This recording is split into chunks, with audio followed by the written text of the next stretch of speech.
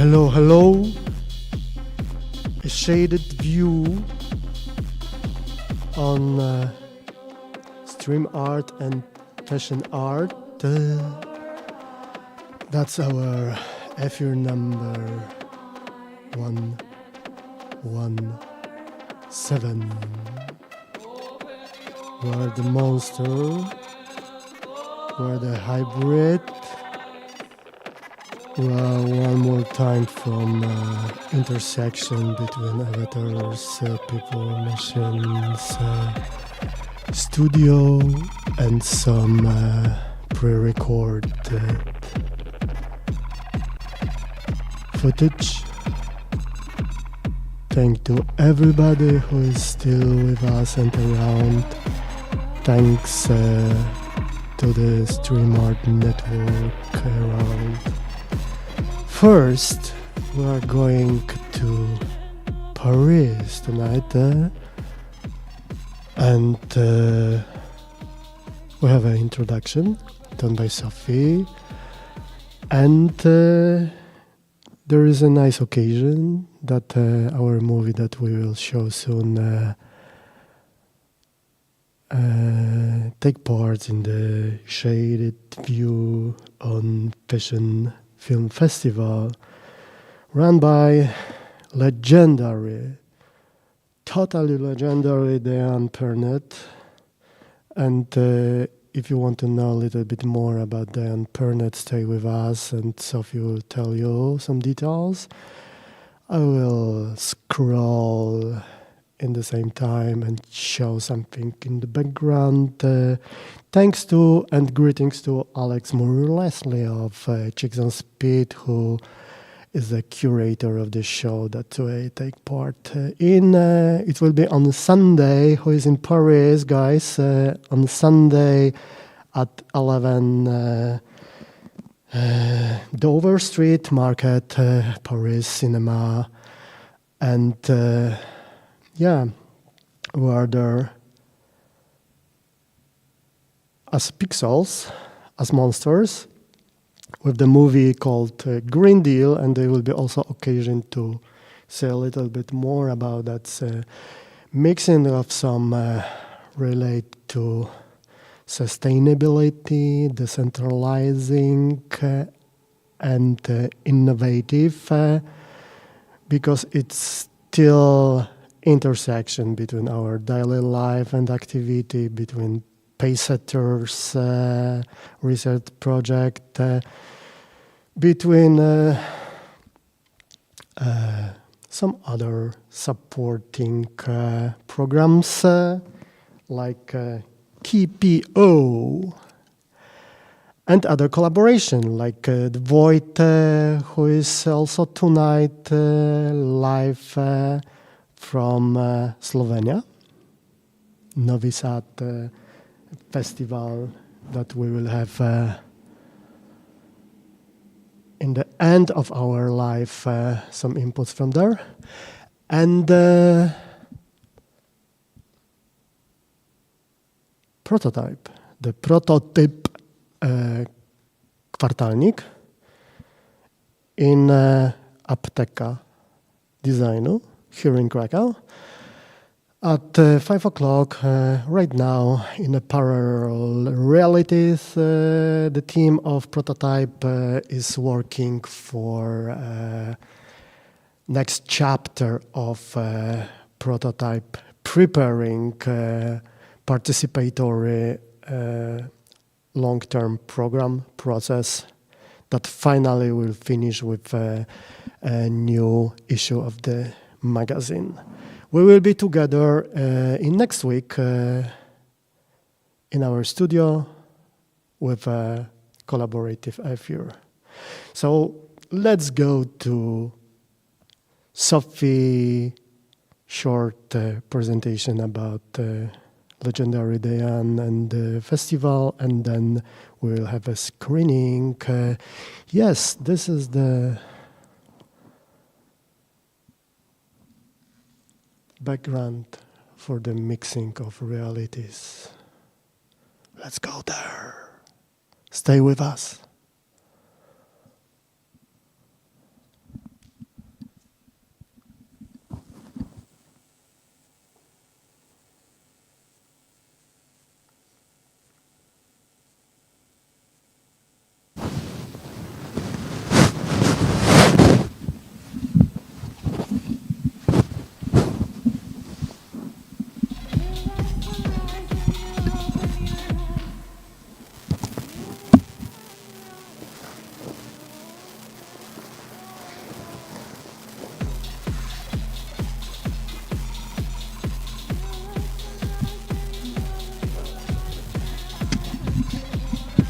Good evening.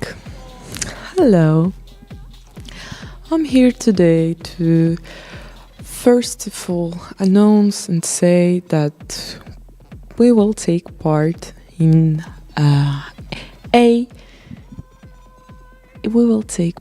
festival.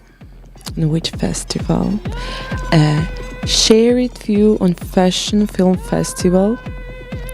And also you want to say thank you and greetings to Alex Murray Leslie, which invite us as UKRAiNATV, because in this year she curate part of this festival.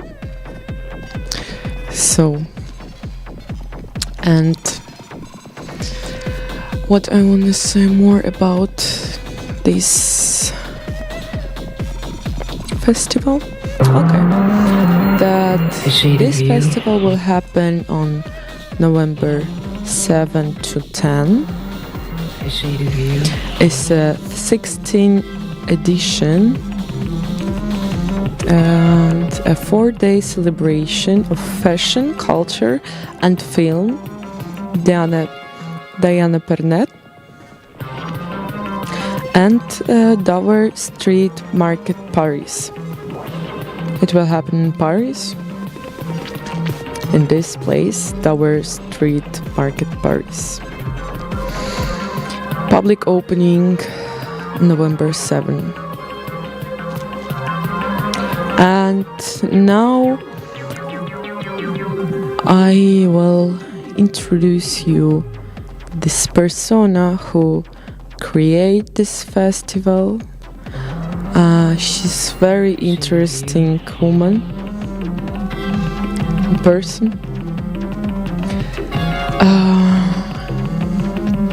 So let's write. It's a very exceptional and an unusual person. A greatly admired and mysterious fashion icon who is on the list of the 500 most influential people in the world of fashion. That is Diane. I'm so sorry. Diane. Besides having a degree in film directing, she's also a fashion journalist. In one of the interviews, she says that she don't call her journalist, but she had a column in Vogue, Elle Joyce. A fashion designer, a costume designer, a fashion icon, a versatile artist, and a curator. She has been awarded numerous important international awards, and she is a witty, black-dressed angel of fashion world. I think it's good introduction. Are you interested? There are few figures in style culture that cut a figure quite as distinctive as that of the iconic Diane Pernet. A woman whose mysterious black-clad presence is a staple on the front row of catwalk shows all over the globe. The inimitable founder of the International Film Festival, ACVOFFI, a shaded view on fashion film.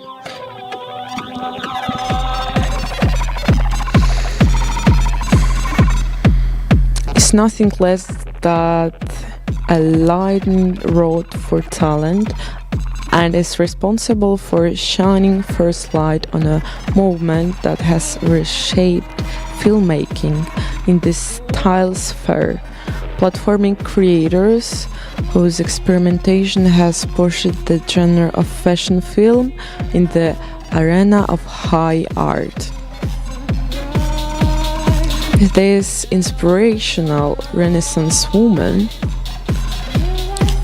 whose career spans fashion design, photography, journalism, and the manufacture of an explosive perfume line, is currently arranging the 16th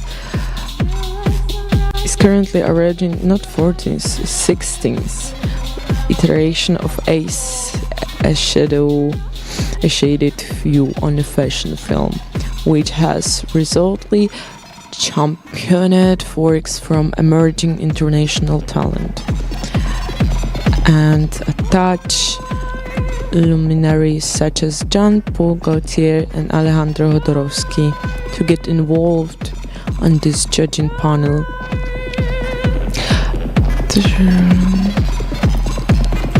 Here, the single-minded polymath tells Culture Collective why provocation is the key to great filmmaking. Why? And how an increasingly virtual world might spell the end for a genuine human connection.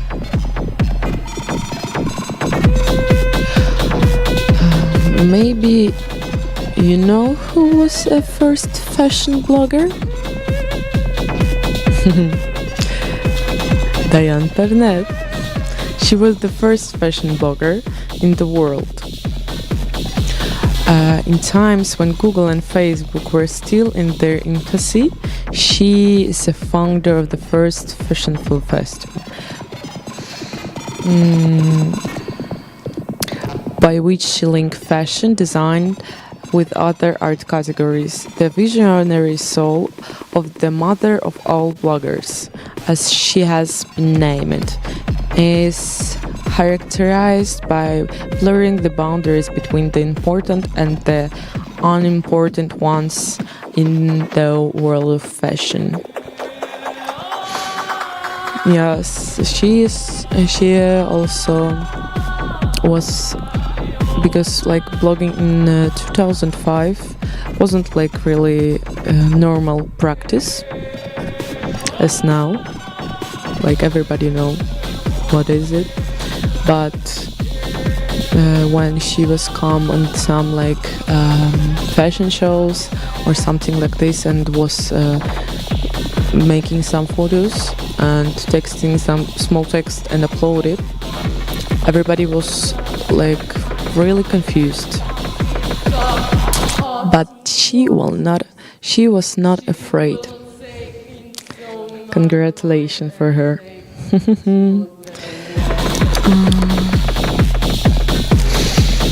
The only thing, she's interested in the quality. She has snatched away the door key from the dark guardians of the fashion world and allowed free access to information and international cooperation for fashion designers throughout the world. Her unpaced writing and creative activity have had a considerable impact on many young, successful Southeast European designers.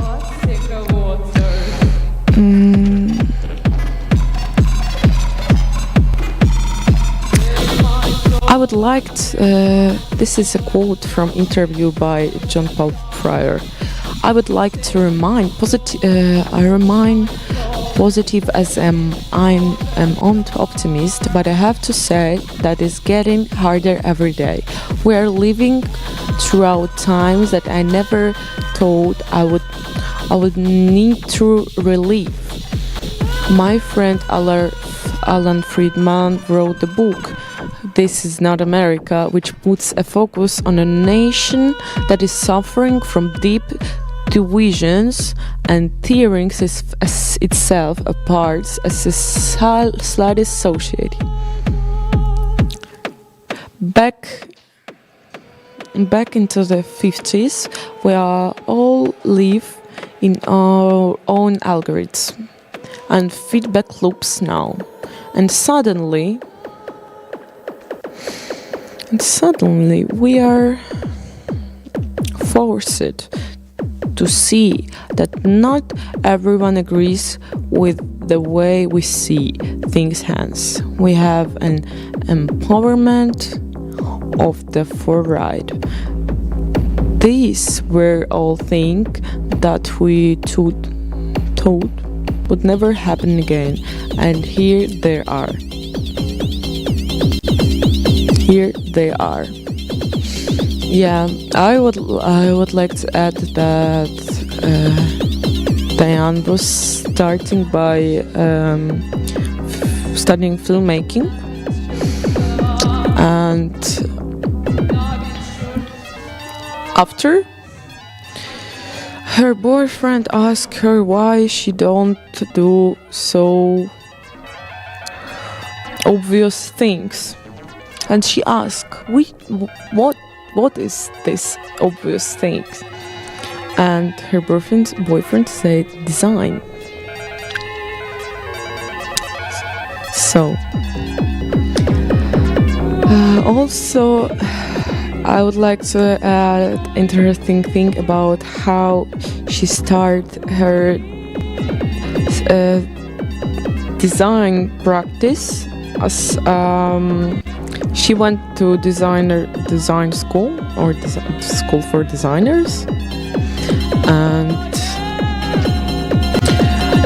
she was in this school only for 9 months, because as she says, to save her love and passion for design, she need to left the school, and she left.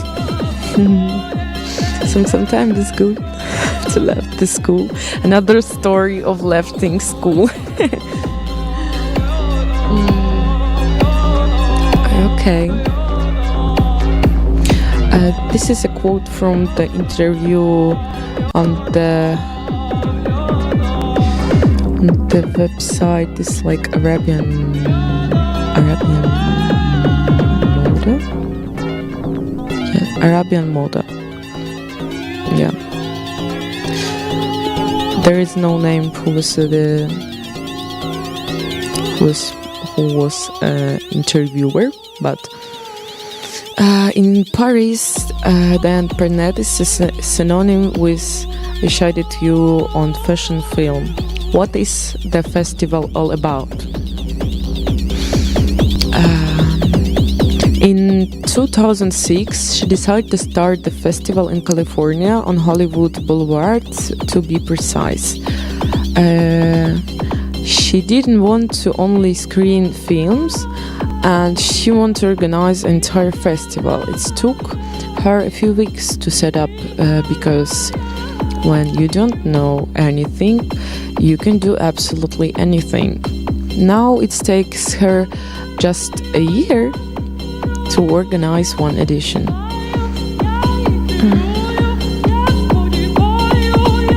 She even ended up having a film directed by designer Jeremy Scott there. After 2 slow years, her festival, called You Wear It Well at the time, went to San Francisco, and it was disastrous, so she decided to end it in 2008. She brought it back to Paris, and under a new name, which we all know already, ACVOFF, and officially launched it at Jeu de Paume, if I can read that, and then at Centre Pompidou. Over the years, it started blooming and touring around the globe. The festival has never been about her, about me, she said. I hate being on the stage. It's all about the art. Beautiful statement, no? So if we already on this story of creating how this fashion film festival was born, let's go by the flow. Launched in 2008, is a tribalizing event that has become the epicenter of an exciting new artist genre, the fashion film. ASVOFF was born from the artist's need to set fashion in motion, Throughout the magic of cinema, dynamic entrepreneurs are harnessing the viral power of film to communicate brands and sell products. ICVOFF takes the form of a film festival, complete with screening, performance, VIP guest exhibitions, conferences, parties, and coveted prizes.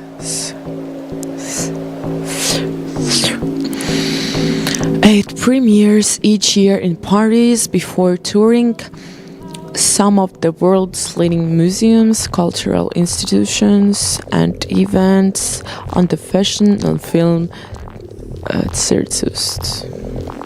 Along with pioneering the advent of fashion blogging via her blog Shaded View on Fashion, celebrated fashion writer Diane Burnett is also credited with spearheading the fashion film genre, providing a new interactive medium throughout which artists, photographers, and designers can collaborate on creative projects. I've remind one thing that also one of the why she was thinking about something different, not filmmaking after finishing filmmaking, was that she don't like photographing.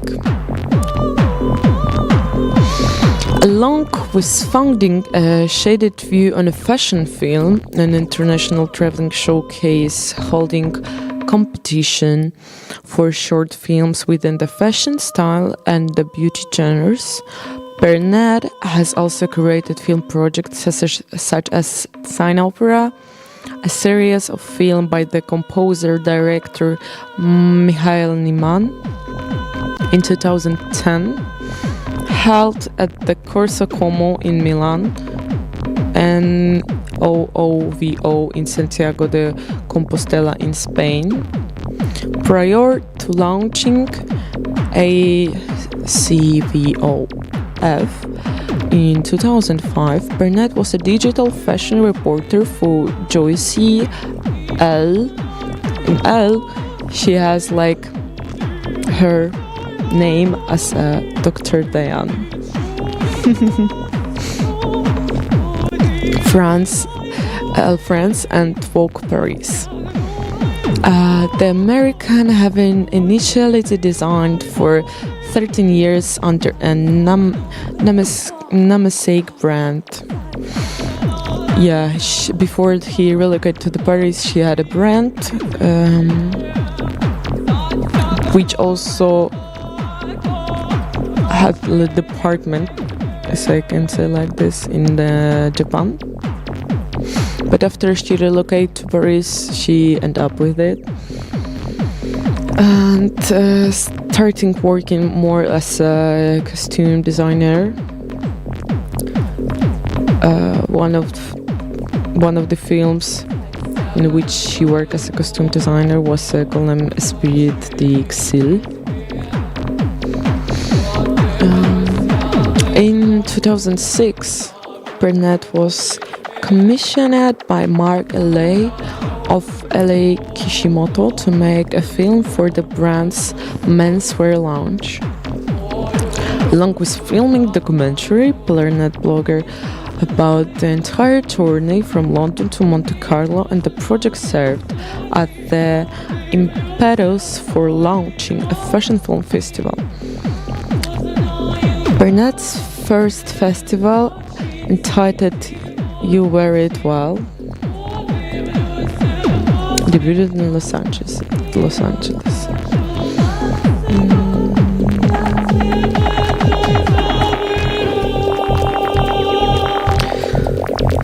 Burnett was recognized in 2008 for her pioneering spirit in digital media when she was chosen as one of their influential global bloggers to take part in the panel celebrating a seminar fashion exhibition at the Metropolitan Museum of Art. In 2020, she was the recipient of the Distinguished FAD medal from the Barcelona-based cultural institution devoted to the promotion of design and creativity,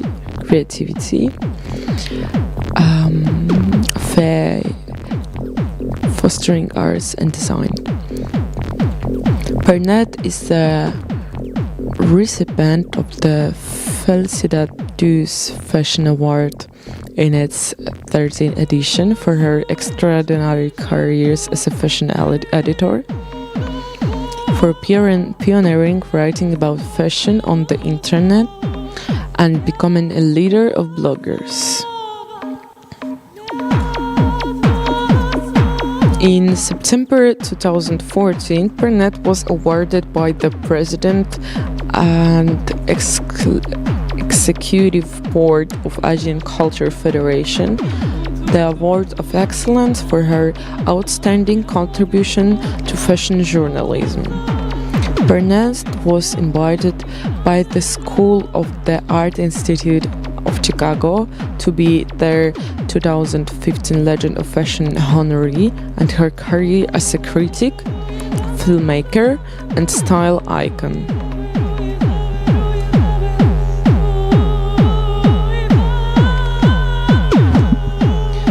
Burnett was the president of the Forward Fashion Tech Awards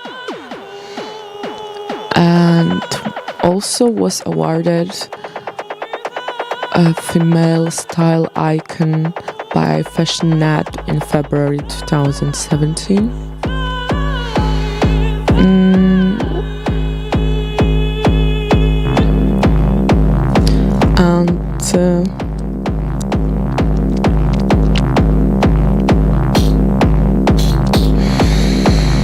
Back to the career. The interviewer was asking her, what is your proudest moment so far? It's difficult to come up with one, but maybe having Alejandro Jodorowsky at the ACVO FIFI panel a few editions ago. And this is actually interesting.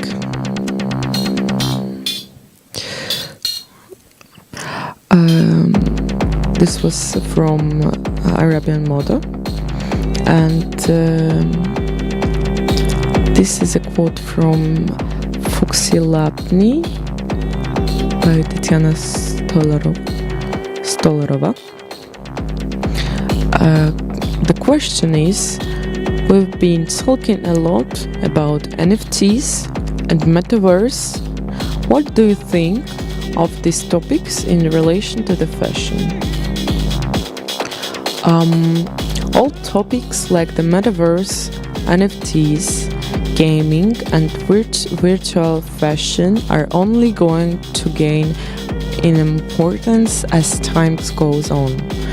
Digital fashion, aka the fabricant and e-commerce sites, Court and DressX, are in the process of creating a retail apocalypse, and all brands seem to be jumped on the bandwagon. In the metaverse, physical and digital worlds merge. For a generation, they don't really distinguish between the digital and the physical world. For them, having a digital collection is completely natural, as Lang Rogers, the chief experience officer of Ledger, put it.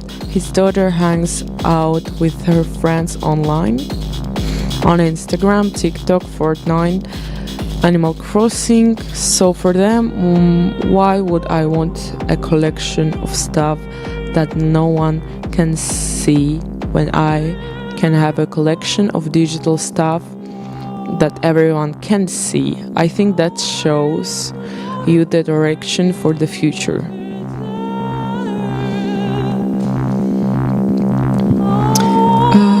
So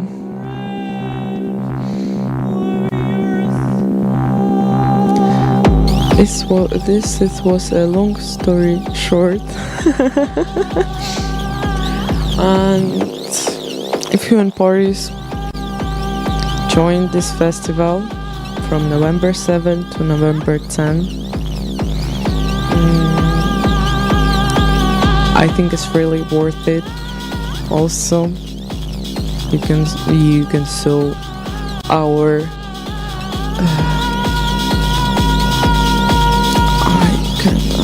monster, but not really monster, just creature of UKRAiNATV. As a lot of people was involved in process of creating of this structure. And Rome was editing 100 nights with no sleeping and no eating. Yes, so I hope you will like it, because if not, there will be some problems. Goodbye.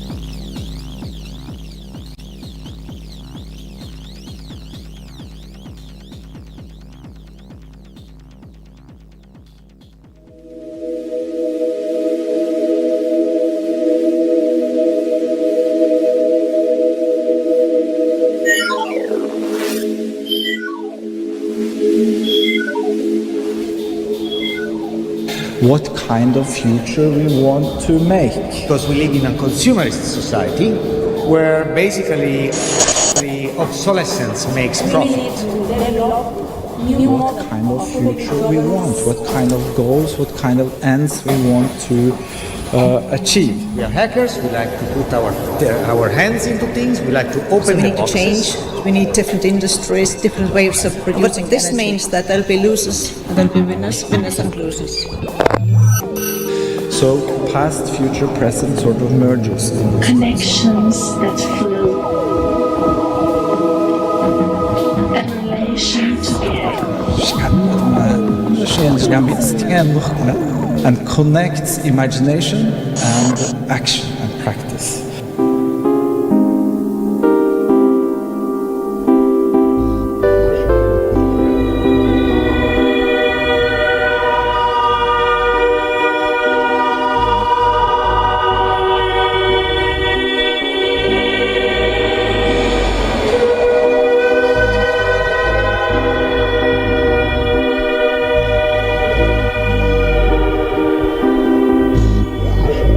We need to develop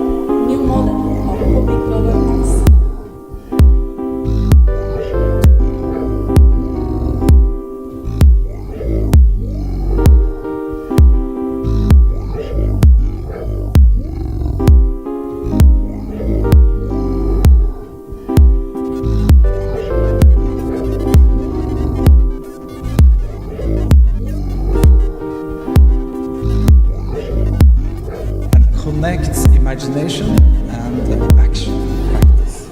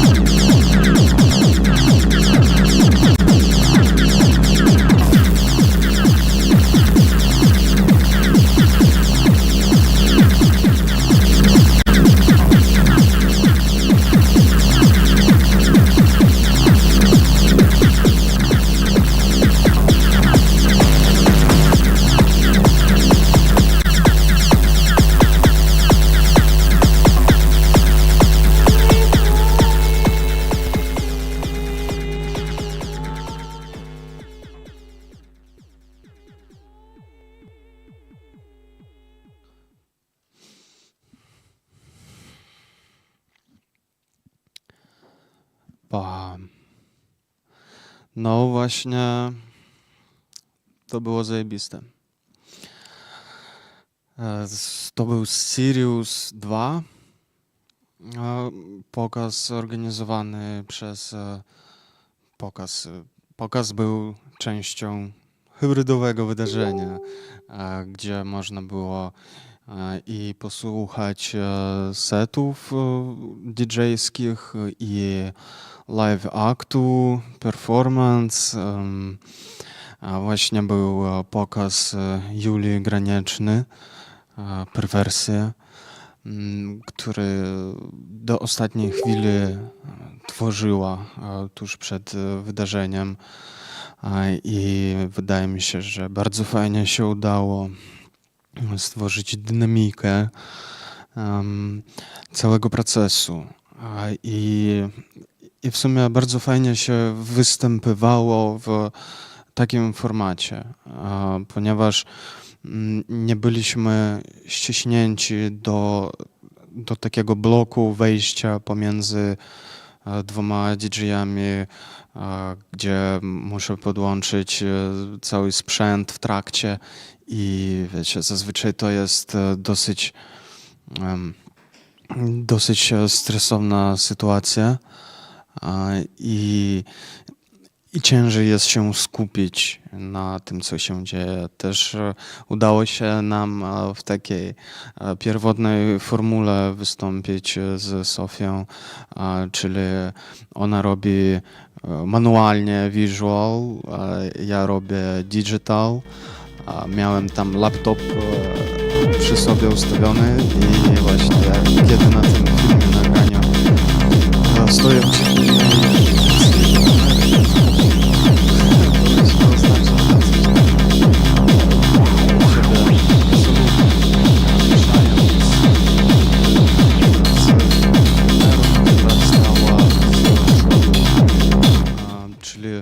Czyli udało się nam zrobić taką cyrkulację danych, inputów i z pewną lekkością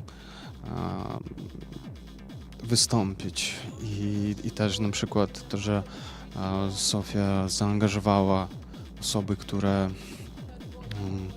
były w tym momencie w przestrzeni.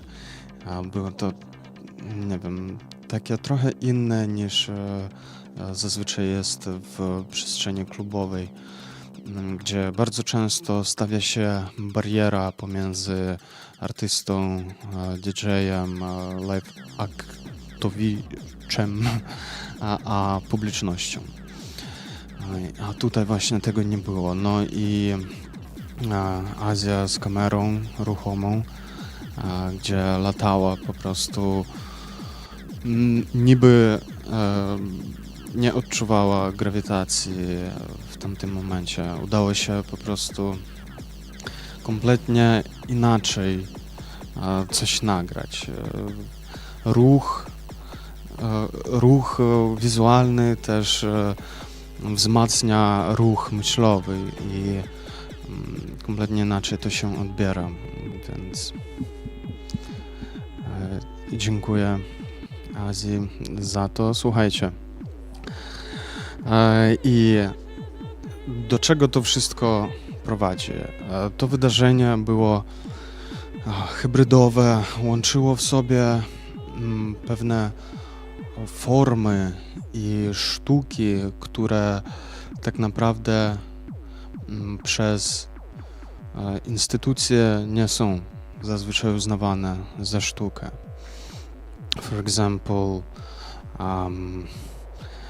hairstyling, graffiti, VJing, DJing, live act, live producing, like audiovisual mixing,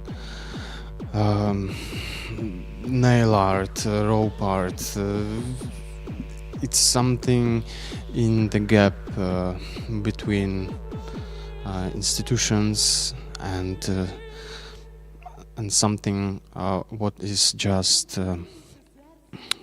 functional or such situation gives us opportunity to feel that actually there is a lot of such cross-sectoral activities which are searching for new space, for new place, for new dimension, where they meet, for example, like here, where designers meet with performance, with music, with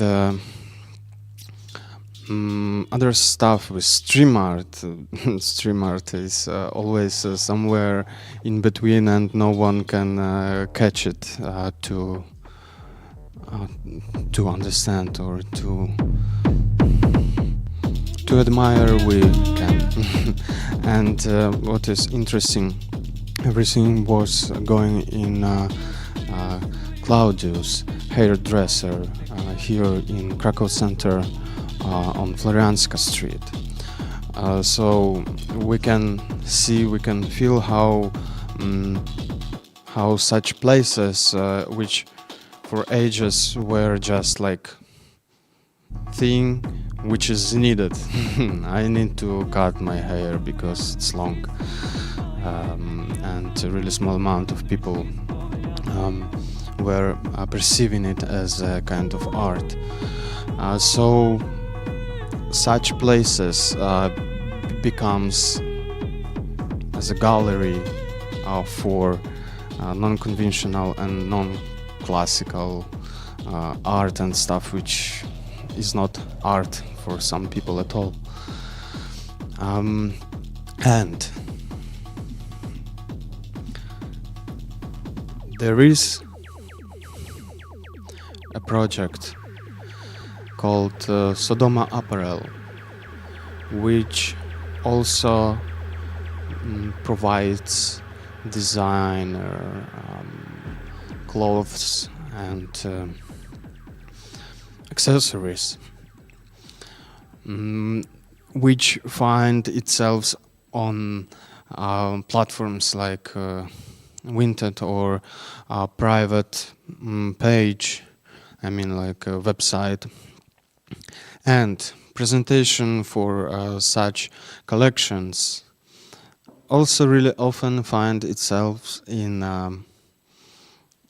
places like Claudius and like Patsura Studio, where lastly was also kind of hybrid event, and Asia was filming the action of this cross medium happening.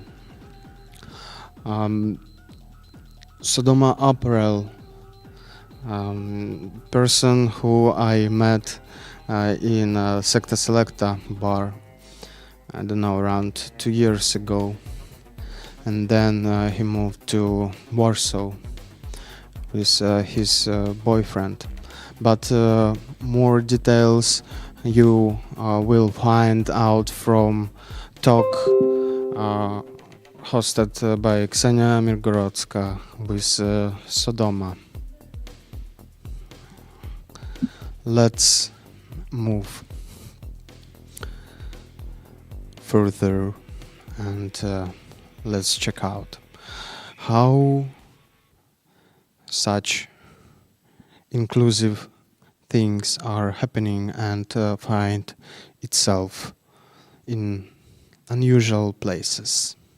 And of course, I need to mention that Emil Zenko's sound was used in this interview as he performed on show in Patsura Studio. So, bon appetit.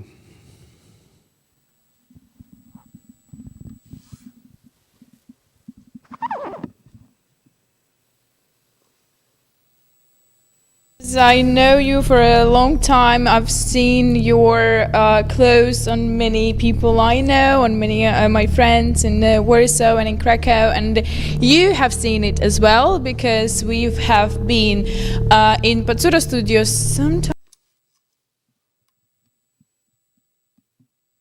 time ago. When was it? In March. March. Oh my god! So, like, 3 months Feels like before. it was like Yeah, ages I ago. already forgot this year that I had 2 shows. My boyfriend had to like remind me because I had like a moment when I was like, everything's going to shit. I'm not like developing anything, not doing anything. And he was like, are you fucking kidding me? Like you had 2 shows, and I was like, whoa, really? I did. I think it's same for me, and it's the same for us because we were working so hard and so fast, producing content, making events, exhibitions, blah blah blah. And then I was like, I'm not doing anything in my life, and all my friends are like, "Are you kidding me, Yeah. girl? Like what?" It's hard sometimes to like yeah. step back and Yes, look right. for the full picture. So yeah, you have seen the fashion show, and I have the designer of that fashion show you saw in Patsura Studios on the beach inside party.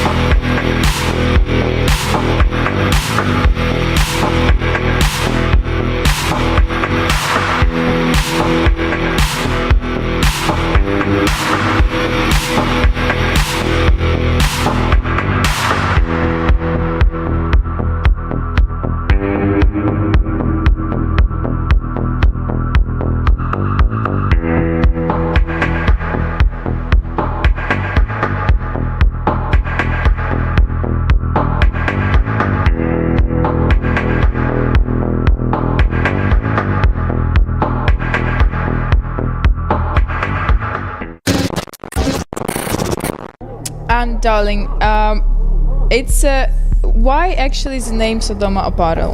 That's the first question. That's like a few reasons go with it. The biggest one is that growing up, I had a big problem with my identity being shown, and I had a problem with freely talking about the fact that I'm gay, and I was afraid to tell my family.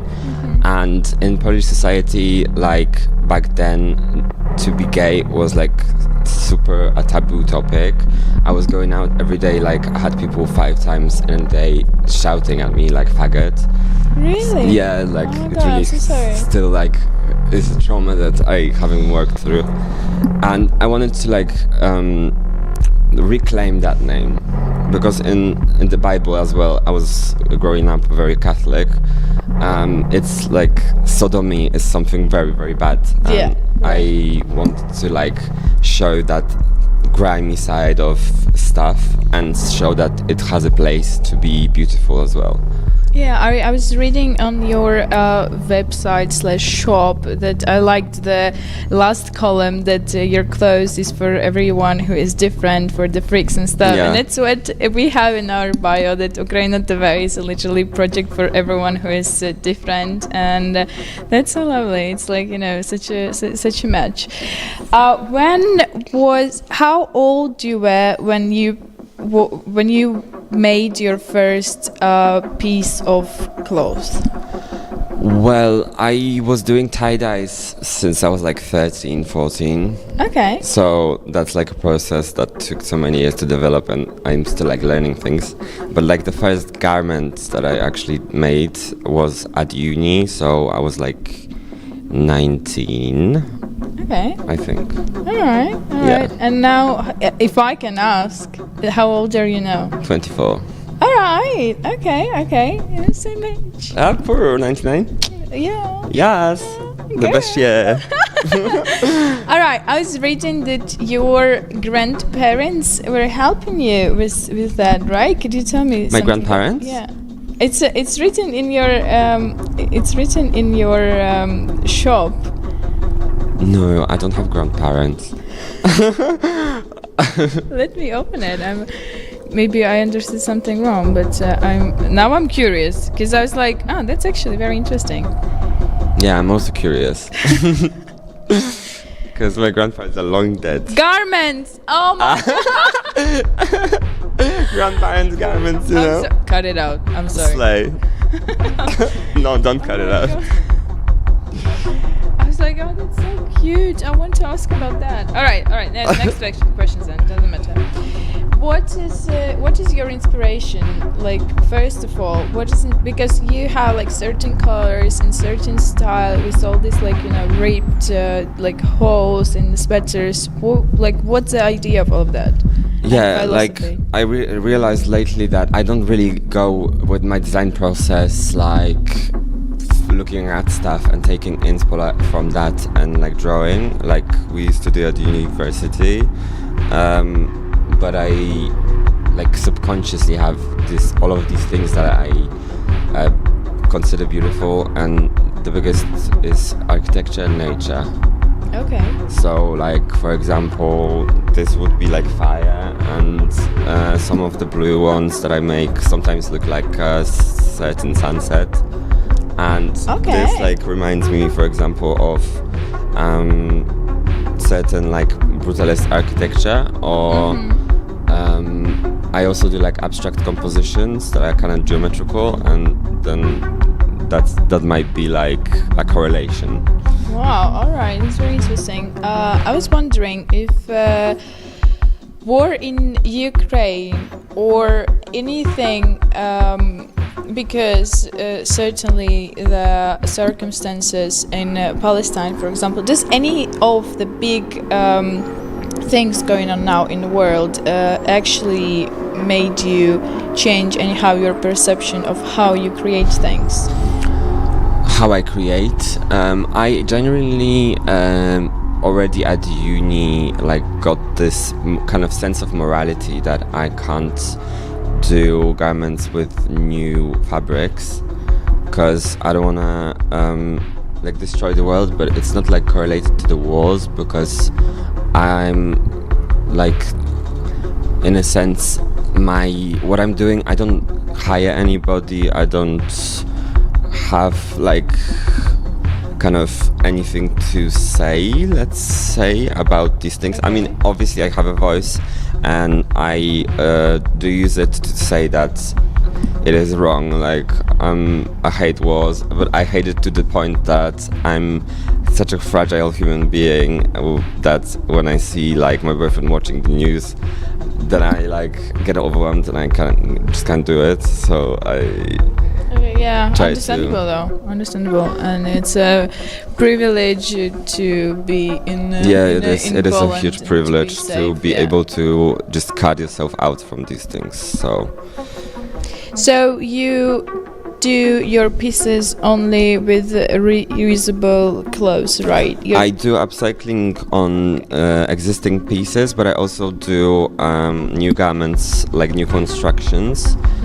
But I source my materials usually in thrift shops. So it's like sometimes it's a curtain, sometimes it's a bed sheet, and then I dye it. Or like if it's not dyeable because it's not cotton, then something like painting or something. Yeah, I think it's upcycle anyway, right? Yeah. Like anything which you're not buying, which is not new. It's And people think it's like usually like upcycling, then it's like a garment, but it doesn't have to be a garment. It can be also new construction.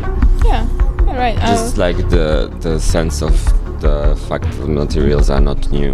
And exactly. if I get them, it's not. If I get the new materials, it's like from little shops in Warsaw or Krakow to support like local businesses. Yeah, that's actually sounds very nice, because like if we want to be supported by people as an artist, we also should support the local artists, right?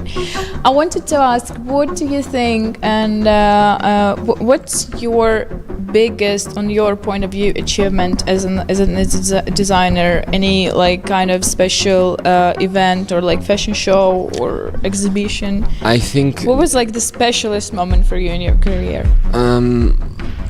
all of the like bits are special, but to me, like looking back 10 years before, or like even 5, 6, I always had this dream of being a fashion designer, but it was like so out of my reach.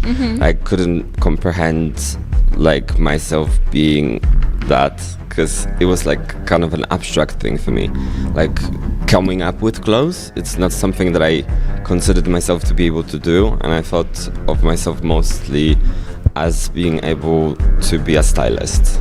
But then my best friend told me like, come to the school with me, and I just did, and like turned out you can learn anything. So like the proudest like achievement or like thought that I have is basically like just the fact that I'm doing it, like, and what's coming with it is not always like fully up to me. So what I can be proud of is, for example, like opening my store, because I did it like online myself, or like Congrats. It's a big job. Yeah, I mean, thankfully you can pay €5 on Shopify, because otherwise I couldn't afford it. And what else is like the shop, and then I don't know, like I'm proud of the fact that I'm just doing it, because some people have this block of like, I'm not doing that because I'm scared of what people are gonna think, and I always just did it because like I have nothing to lose, otherwise I'm gonna die. Oh my god. Yeah, but still, I want to like, was it any of the shows you have had, like fashion shows, which was like the special for you? Oh yeah, the Warsaw show was definitely super special, because it was like the first after university, and it was with Icarus. And you know them? Yeah, and we did it in like such a great venue, and it was huge stress. And Was it I remember it was a show, I wasn't there, but I saw the Insta stories with these beautiful decorations, like yeah, in the like archive. because it was you're right. there was an exhibition on sirens, and it was all Okay. correlated to that idea. So my collection for that was like a story of a siren that basically comes out of water and becomes fire at the end because it comes into society, and Wow. that's what I had in mind when I was like picking out the clothes for this collection, because I don't do collections like nowadays. I don't my design process isn't like thinking of a collection. It's like here and now, this is what I have and what I can do with it, so I scoped and whatever, and then Right. and then Yeah, I saw it. It was amazing. thank you. And I also liked a lot that show in Beach Inside, because I really liked that, it was not just a walkable show, it was like a full performance. Yeah, I love this idea of connecting party with the fashion show. I always wanted to do that. So when these two opportunities came, I was like, yes, let's do it. It was 1 month apart though, and it was so sudden. So it was super stressful, especially the Krakow one, because for the Warsaw show we had like at least 1 day of like trials, rehearsals, because there was like 30 models and other designers as well. And for the Krakow one, I just came and like at 6 p.m. and then the show was supposed to be at like 10 p.m. I think. Yeah, something like that. So it was very limited time, some, makeup to do, outfits, like, and the fact to like choreograph it all. Wait, you did this choreography in 4 hours? Yes. Really? Like I was super stressed because like, what the fuck am I supposed to do here? This and we is just crazy. came on the spot. We came up with it. Wow, that's impressive. Thank you. Yeah, I had help from Dasha and from other people there, so thankfully. Yeah, it's good to have a nice crew. It's true as well. Dasha is very good in her job. Period. Dasha, pozdrawiam. Dasha, pozdrawiam. All right. What is your dream as a professional creator? My dream is to be able to not be worried about the fact if I can pay rent next month, or like if I can buy myself food. Like literally, I realized that all of the things that I've always wanted, I kind of already have, because I have the greatest boyfriend. Aww. I'm like gonna cry. No. It's so cute. Oh, yes. For real. Girl.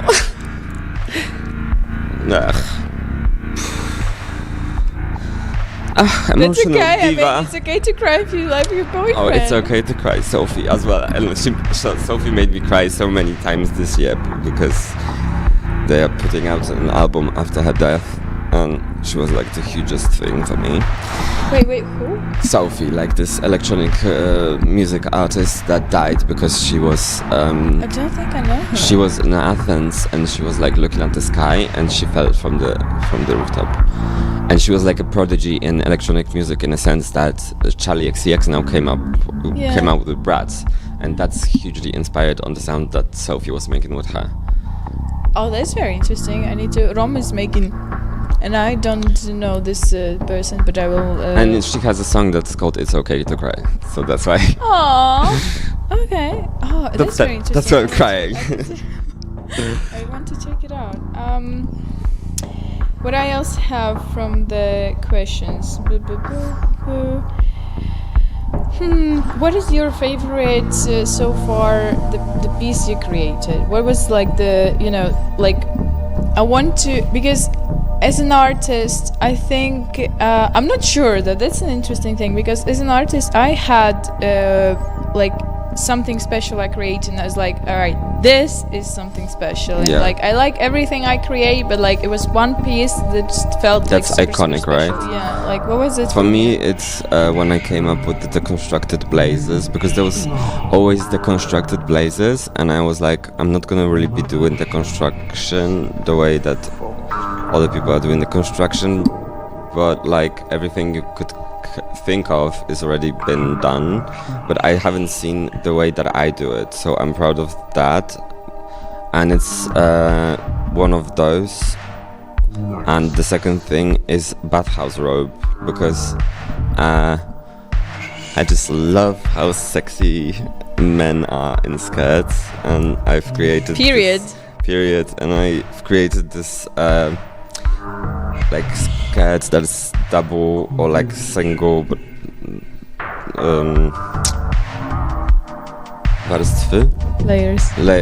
single layered and draped and all that, and they just make it super sexy because you can like take it up, and it's like a bathhouse robe because I imagine like ancient Greeks going to the bathhouse and like fucking there, but with the bathhouse robe, and you can like, yeah.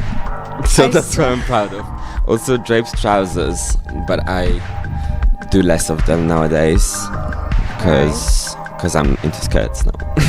That's good. I love skirts, and everyone should wear a skirt. Yes, and I should be able not to be afraid to leave the house in a skirt, because I am. I honestly wish you that. Yeah. Thank you. I can imagine how terrifying it can be sometimes, because even for me, when I am already grown up, independent woman, and I'm not scared of people's opinion or men, sometimes, yes, there are days when you're like, should I wear this, or like will I be judged on the street? Yeah. And sometimes you just feel that like today I don't have power to be judged. So yes, like, exactly. Yeah. Now when I'm riding my bicycle, of course I'm looking like a bicycle rider. Like a sleigh. Yeah, but I love it. One day I sleigh, another day I ride a bicycle, and I also sleigh. Period. Sleigh never stops. Yes, I wish that. I just wanted also to mention that we were talking before that, as you remember, Lava and Belvia was in our studio. Yeah, pozdrawiamy. And we had amazing interview. And if you haven't seen it still, I highly recommend you to watch it. It was one of the most, I think all the people we had here was absolutely unique and special, and gave us a lot of things to think on and a lot of inspiring words. But yeah, why I'm saying this, because Lava, we were discussing, it's like, all right, I love your outfit, girl. We're like, what was it? He's like, oh, it's my friend, designer, blah, blah. This man created this. I made those trousers for my boyfriend, and then Lava came, and I was like, I can't really sell you those because those are my boyfriend's, but then I just had to, because my boyfriend leaves my clothes for a special occasion, and Lava wears it every day, so priority. Ouch. Okay. And I made him a new pair anyway, I think.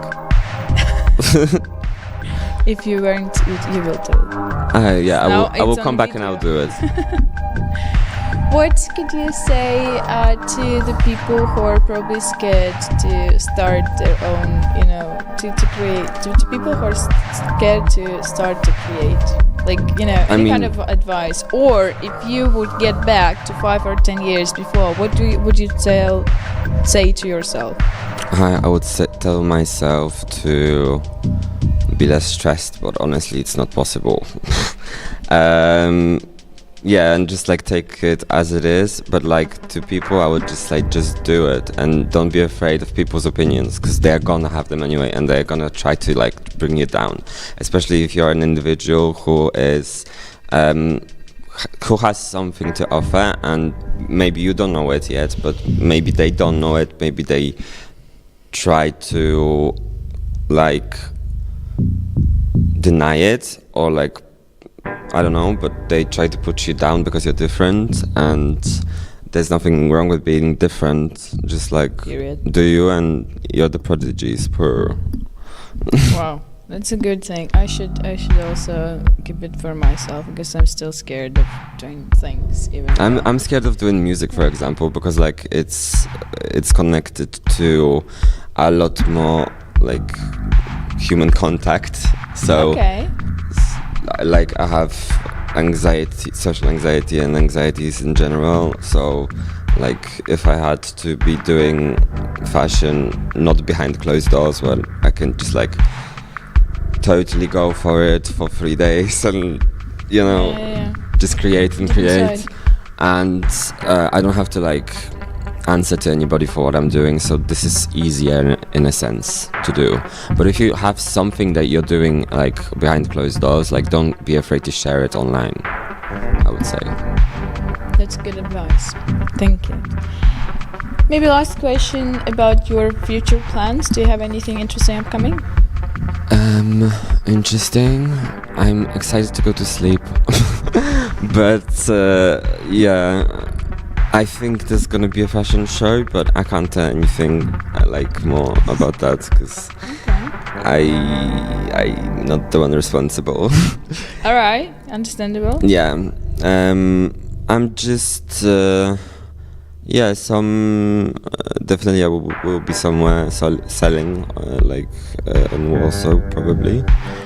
And yeah, right. Let's tell a little bit maybe for the people who might be interested. So you have your online shop, right? And it's possible to find you in Warsaw.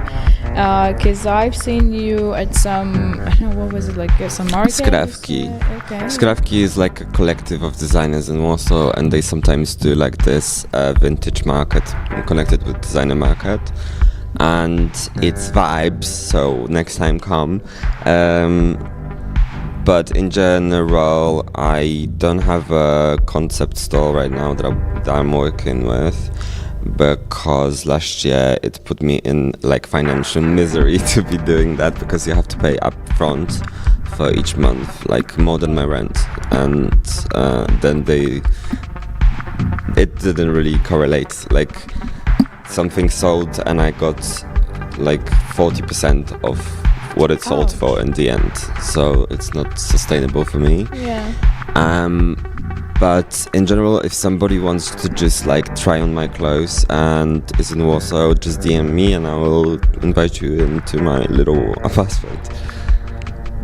Or like some definitely I'm always like procrastinating DMing all of the different markets that are happening around Warsaw, because I'm not sure if like vintage is gonna be, well, it's technically like half of my stuff is vintage but upcycled, so maybe that. So if it's gonna be happening, definitely I'm gonna post on stories or like a post on Insta. Yeah, so everyone should follow the link we will show here, there, and somewhere maybe.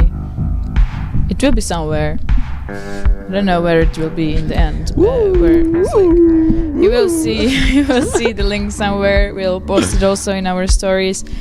Thank you, darling. If you want to add anything else, feel free. If not, I think. I mean, slay. Period. Thank you.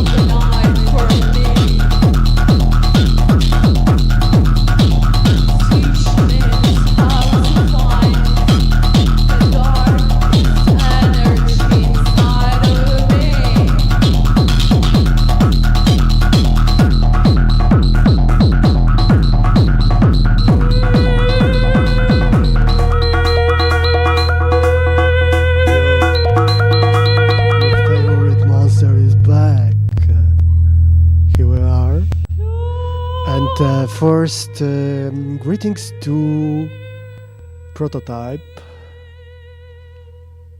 the Construct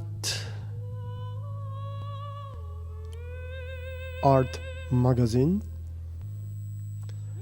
Expanded Publishing, hashtag is the sponsor of this moment, and Prototype Kwartalnik is doing his second part of 4 elements that combine together with Krajowy Plan Odbudowy and sponsored by European Union Fund supporting rebuilding after pandemic. Try to produce the new issue of the magazine in a performative and 4 parts way that now in Apteka Design the second part is going exactly now. So if you are here in Krakow around Wesoła district, you can go there or go there and come to our studio with fresh impression from there if you want. We are always open, and it's important to notice that in next Friday, 15th of November, we will be together with Prototype with the next chapter of this ongoing project and making together or supporting them to make the magazine. And finally, we will meet one more time, 1 week later, and there will be 20th of November. What the February? I'm going to the future or to the past, I don't know what that means. Living in the time spaces. Well, so 20th of November, there is very important moment for UKRAiNATV, Steam Art Studio, OKN in Nowa Huta, Ośrodek Kultury imienia Norwida and Zarządzanie Kulturą, the Culture Institute at the Jagiellonian University. We are the Triangle. We are local partners for the Pacesetters project. And as the partners for the Pacesetters project, we are opening the Real World Laboratory. And this opening will, of course, hybrid. It will take place in Nowa Huta, in OKN, in Art Zone. And there is a diagram that would be great to show now, just a little bit, some fragments from details from it. This is kind of a game with relation, not this one, I'm sorry, this more alchemic, which is still here around in the background, could be maybe, or in the monster hands, and this is kind of the participatory manifesto that you will have occasion to combine. This is the triangle between university, art institution, OKN, and our studio. This is the triangle between media, knowledge production, and art. And this is also the triangle between 3 different and hopefully collaborating together in future new real-world laboratories. One in Krakow, Nowa Huta, that we will open soon. Another one in Huehanazil in Andalusia, and another one in Galway in Ireland. URL combined together. Part of our team will be in Ukraine then, and we will have some parallel activities together with Reframe TV. Greetings to those brave people who try their best in the not the best condition which are there still. And and maybe this is also good moment to say that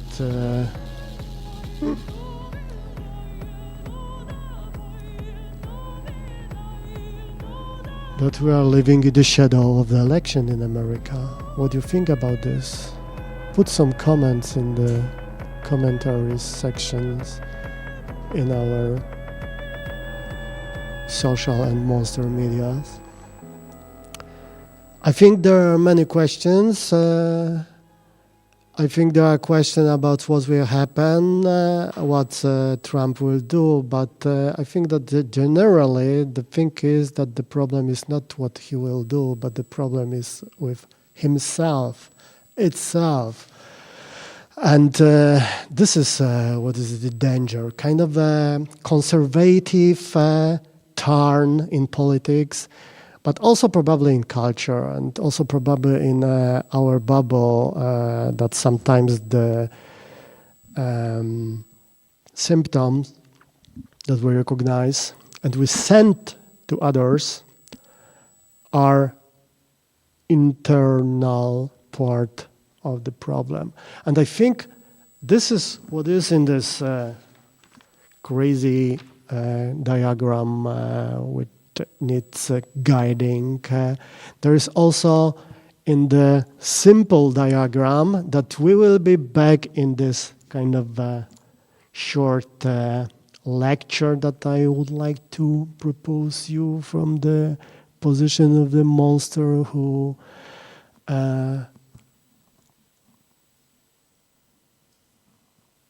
work enough long to recognize some crises also inside of kind of progressive movements that we want to be part, of course.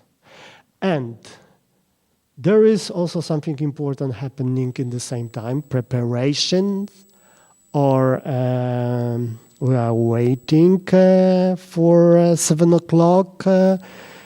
Pixel Point, the festival, the International Festival of Contemporary Art practices in Nova Gorica in Slovenia, where the Void TV is there, Tommaso and Jordi, and they will go live at 7 o'clock in a different platform, but hopefully also in PeerTube. This is our PeerTube. This is the PeerTube. This is PeerTube based on the server run by Academy of Fine Arts Krakow.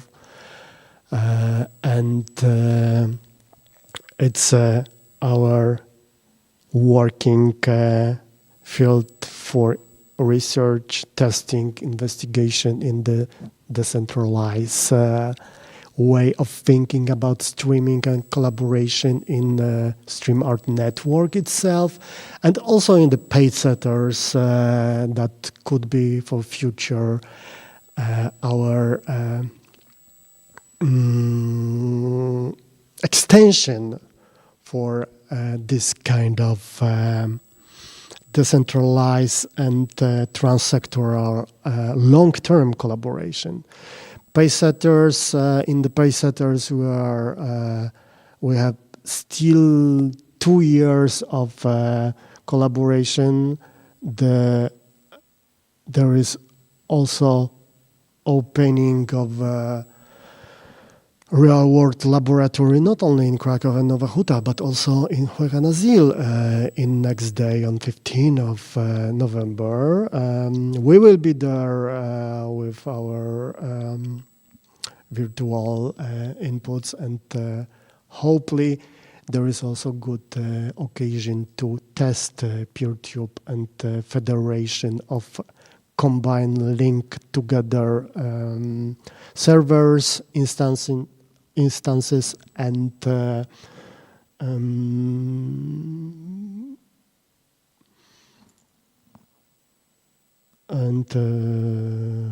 how to call it? There are many different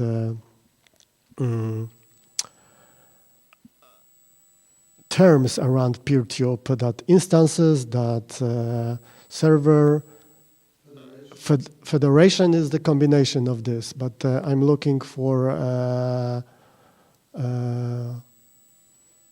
that very basic terms called accounts also, channels, help me more, but maybe that's enough, I'm still searching for this precise definition and distinction between what is instancy and what is channel, for example, and what is account.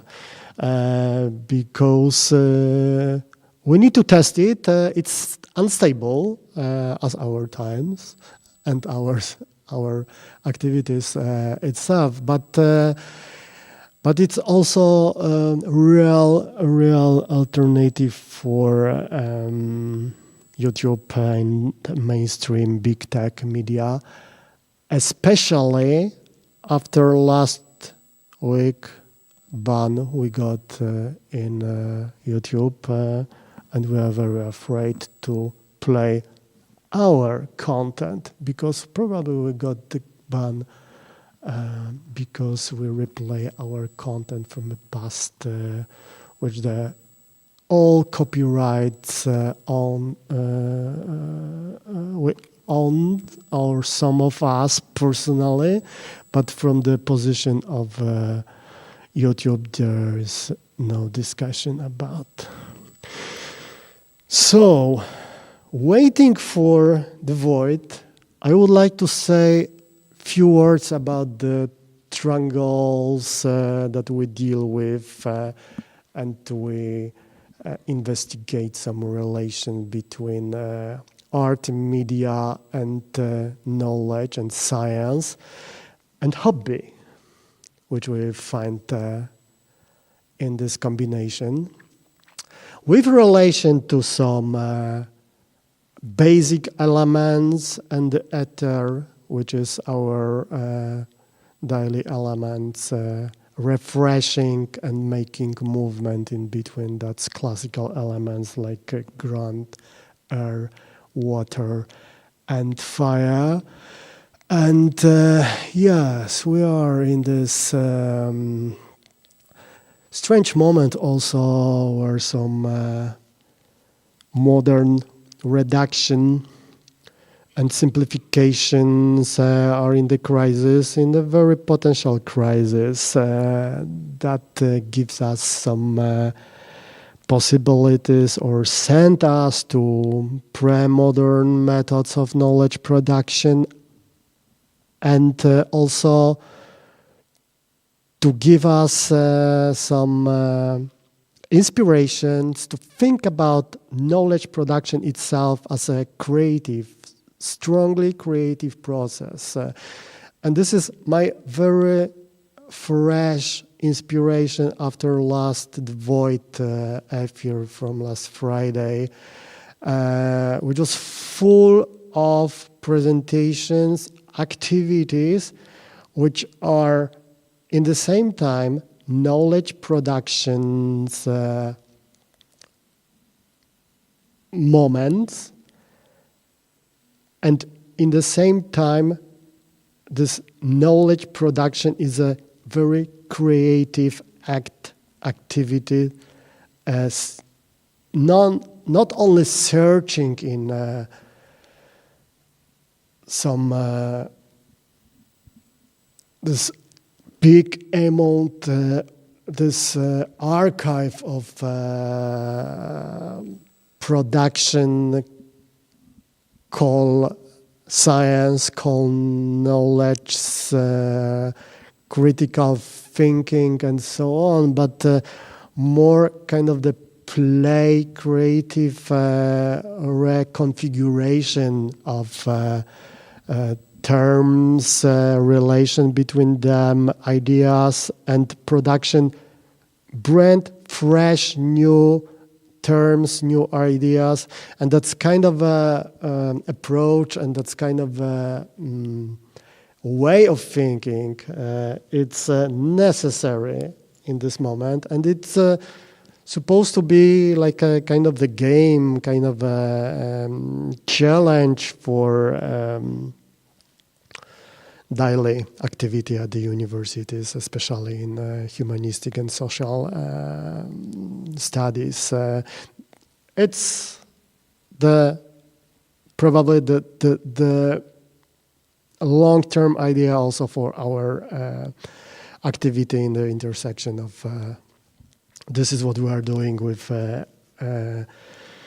infrastructures, with our lab improvement, but also with some new terms, new ideas that on site are coming during this process, like this is everything, like expanded television, expanded publishing. This is like a participatory watching. This is like a FU itself, like a format. This is what Gleb was talking about. This is what is not really art from the perspective of art institution, but it's art from the perspective of this new, more open way of thinking about creativity in the intersection of institutional art, which is more and more close and conservative. And this is what happened in this more open and strange space between nightlife, entertainment, media culture, digital culture, this internet culture, and so on. Yeah, where we are also trying to find our space, or the free movement between spaces, between platforms, and between different position in the stream art as a dynamic relation building, and that's we are waiting for the void. And in this triangle, which sometimes is going in the background, we are in the corner of media. And this is also kind of a proposal, reflection after the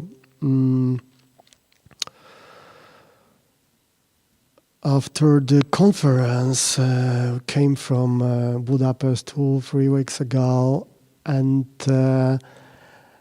also after the moment that in the same time the Museum of Modern Art in Warsaw was open, and the big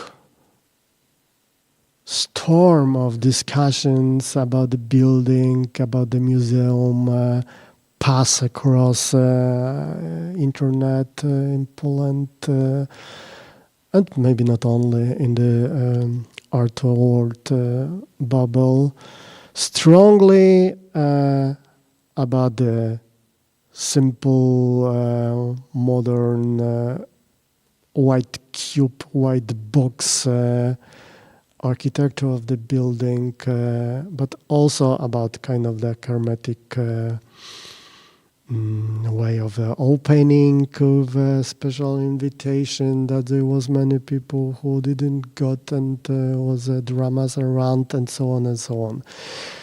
And from the perspective of the Metaforum X conference, and from the perspective of the movement that we are consequently doing for the last few years, I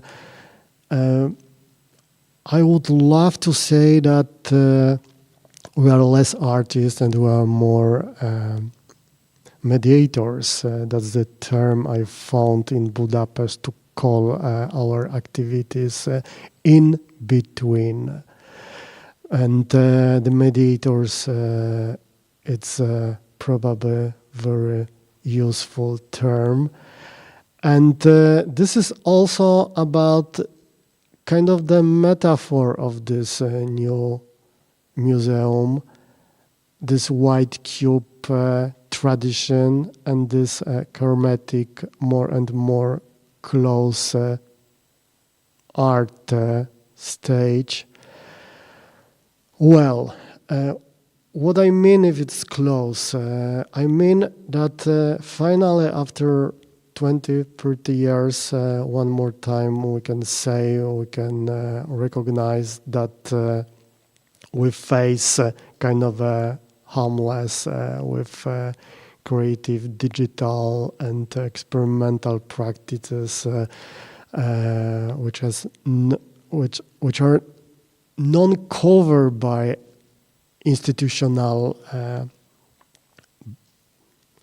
by institutions, art and educational. This is what Gleb was talking about, the nail art, the fashion as art, the DJing, that's different forms of activities that are daily life of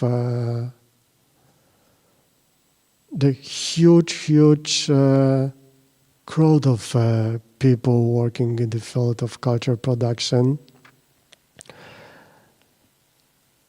This is finally kind of the call for a new institution or a call for this kind of spaces for live hybrid digital practices inside of that's based on white cube and 20th century model of, or even 19th century model of art institution and museum.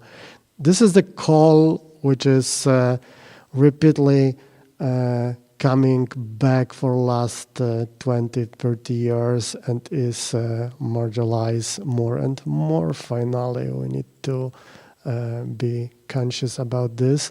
And this is probably the call to, one more time, try to self-organize and try to be together. For example, in the Stream Art Network and this kind of collaboration and this kind of festivals like this. Let's check what's happened with the Void. Maybe let's check other channels like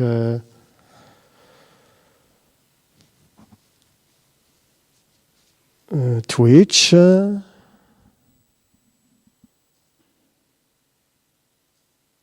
Let's have some music from Sirius.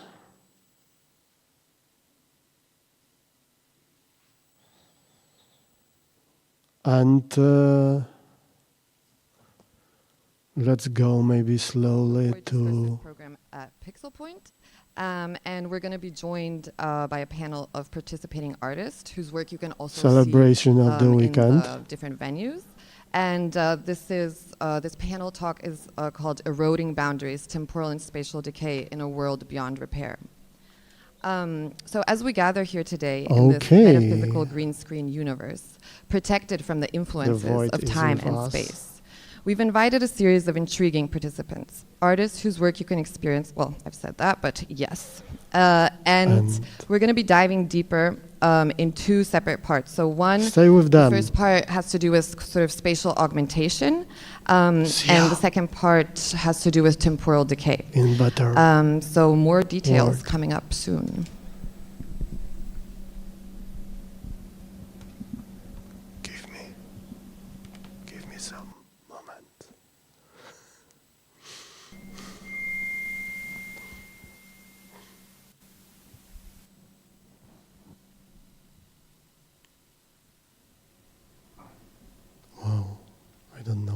happening. The world is decaying quickly. Large profit-driven actors are fundamentally reshaping how our physical and digital dwellings take shape, and how we take shape in our dwellings. Erratic investments, driven by predictive financial logics, are attempting to merge our physical and digital realities.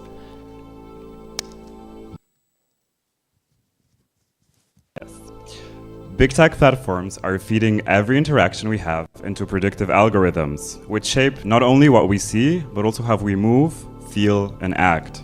We're increasingly entangled in systems that predict our next move. From search engines suggesting our next thoughts, to Google Maps showing us familiar spaces as if we don't already know them, to dating apps serving us matches we already knew we would hate. We're separated and guided to reconnect on paths where someone else's profit can be made. Beyond the screen, growing speculative investments are spilling over into the physical world as they redraw our borders and reconfigure our histories. From the Israeli AI-driven drone warfare and target evaluation system Lavender, to the hyper-real renderings of architectural projects in Gaza, Cue image. to Tesla's flopped underground tunnels, to Instagram driving the design of public space, borders are being imposed and reimposed. The relentless pursuit for techno-profit, masked as innovation, creeps and molds our present and future realities. And despite all the glowing promises, innovation wanes quickly. The next big thing is already forgotten, replaced by another, leaving behind traces of media artifacts, products, interfaces, and virtual experiences that never fully realized their potential. We're surrounded by these abandoned futures, lagging endlessly, hopelessly, behind the impossible pace of techno-capitalist innovation. So here we are, in the shadow of the apocalypse, making a home in the rubble of the new, pushing on from within the unrealized. The technologies we rely on, the screens that absorb us, the models shaping our choices, these don't merely hint in the future. They pull us towards a horizon that fades and crumbles, decays, if you will, as we approach. And in their wake, we're left with the lingering weight of abandoned promises and investments. Yet we carry on. So when we consider space and time, it's, I think, really good to think that they aren't simply separate realms. They're deeply intertwined, constantly influencing and shaping each other, laying the foundations of our perception of reality. So tonight, we delve deeper into their tangled webs, inviting our guests to share insights on how their works employ decay, augmentation, and transformation to speculatively mirror and diffract our own experiences. So I think it's important to acknowledge that space isn't just like a physical reality. It's deeply influenced by social, political, and economic forces that reshape how we experience it. So our discussion will explore the topic of space, and we'll be joined by representatives of Room 69 and Omsk Social Club to explore how these collectives are crafting alternative infrastructural imaginaries that attempt to open up new spaces of possibility. Their hybrid spatial interventions find ways of building bridges between the tangible and the speculative. They augment and shift existing techno-social infrastructures through spatial interventions, and thus doing kind of grow nodes of autonomous and subversive alternative realities. So, meanwhile, time leaves its mark, giving things a past and a future. Media, in particular, creates and shapes our perceptions of time, whether through news narratives, images, videos, or technological artifacts. These media forms take our subjective perception of time and externalize it. They encode it into objective containers, collapsing, looping, and reflecting time back to us, as if through magic. Different media artifacts embody time differently, reciprocally shaping our own perceptions and turning digital spaces into glitching portals towards paths not taken. So, what all media objects have in common is their ability to be inefficient and break down, something we don't normally hear about. Structures are constantly in flux, crumbling, transforming, even as capitalist innovation urges us to believe that they're smooth and linear, that time must move relentlessly forward, accelerating towards a seamless merging of the physical and the digital, as the metaverse creators would have us believe. So decay, glitching, unpredictable loopings, this really bridges space and time and resists extractivist logics of capitalist innovation and becomes far more than just mere degradation. Like, decay is a productive force. So in our discussion on time, I'll be joined by artists Alberto Hares and Dorian Shishko, probing media archaeology at the borders and exploring digital paths that remain untaken. We'll look at how their work taps into the concept of technological decay, turning obsolescence and the remnants of digital futures into new forms of creation and exploration. Intervening in their midst, a digital-physical, spatio-temporal intervention by Mario Santamaria. More info coming soon. So in a horizon that feels like it's closing, we're going to explore, what it means to break things open. So this program is really dedicated towards seeking out new spaces to open up and expand. And we're just sort of investigating, is it a very far stretch to think of a casual conversation as a space of resistance, a space where the gaze is redirected and our surroundings are reconsidered? Can a simple video installation really change the way we imagine together, or a sound piece affect the way that we perceive? We'll be thinking of erosion of temporal and spatial boundaries as a productive force, as we said, one that allows for new ways of perceiving innovation through decomposition and augmentation. So we're kind of examining what does it mean to stay with this uncertainty, to dwell in the spaces of decay, and take them somewhere new. So we hope you enjoy the program that we've prepared, and let's jump straight into it now. Ooh. So we're starting with part one, and I would like to welcome on stage, or maybe Clara, would you like to welcome on stage? Yes, sure. I would like to invite our first panelists on stage in this part one, which is kind of working with spatial augmentation. I would like to just invite the members and representative of Omsk Social Club, which is joining us today, as well as Maxi and Roman, who are the representatives of Room 69, to join me on stage now. And we're just going to dive right into this sort of spatial augmentation section. So earlier I spoke about how important it is to think of space and spatial infrastructures as more than just a physical reality. Welcome, welcome. As more than just a physical reality, these concepts deeply reflect social, political, and economic forces that reshape how we experience life. They influence how we move around urban and digital spaces and who we have contact with, often functioning as webs of control. But I think what I'm interested in, and why I invited these honorable guests tonight, is because I'm interested in how this direction of causality can be flipped, basically, and how then hybrid spatial softwares can also affect how we provide alternative access to and distribution of information, thus affecting reality from the other side, sort of. We can perceive spatial augmentations as spaces of possibility that have actually a future generative force, and craft alternative infrastructural imaginaries in process, loosening and molding these webs of control into new forms. So I hope that wasn't too congested, but essentially the point is okay, why are the invited artists working with spatial softwares, and what do we hope to achieve with this with these sort of installations and spatial augmentations, and are there actually possibilities of affecting our capabilities of imagination and our capabilities of imagining different realities? I'll just do a quick introduction of my guests, our guests, and hopefully you've already encountered some of their installations in the guided tours, but if not, that's also fine. So basically here we have Maxi and Roman. Maxi, Roman, welcome. They're two members who are representing a sort of like quite a big 8-member collective of artists, curators, producers, and researchers. They're based in Vienna, and they explore the intersection of artificial and natural worlds, reflecting on socio-cultural context and hyperconnectivity.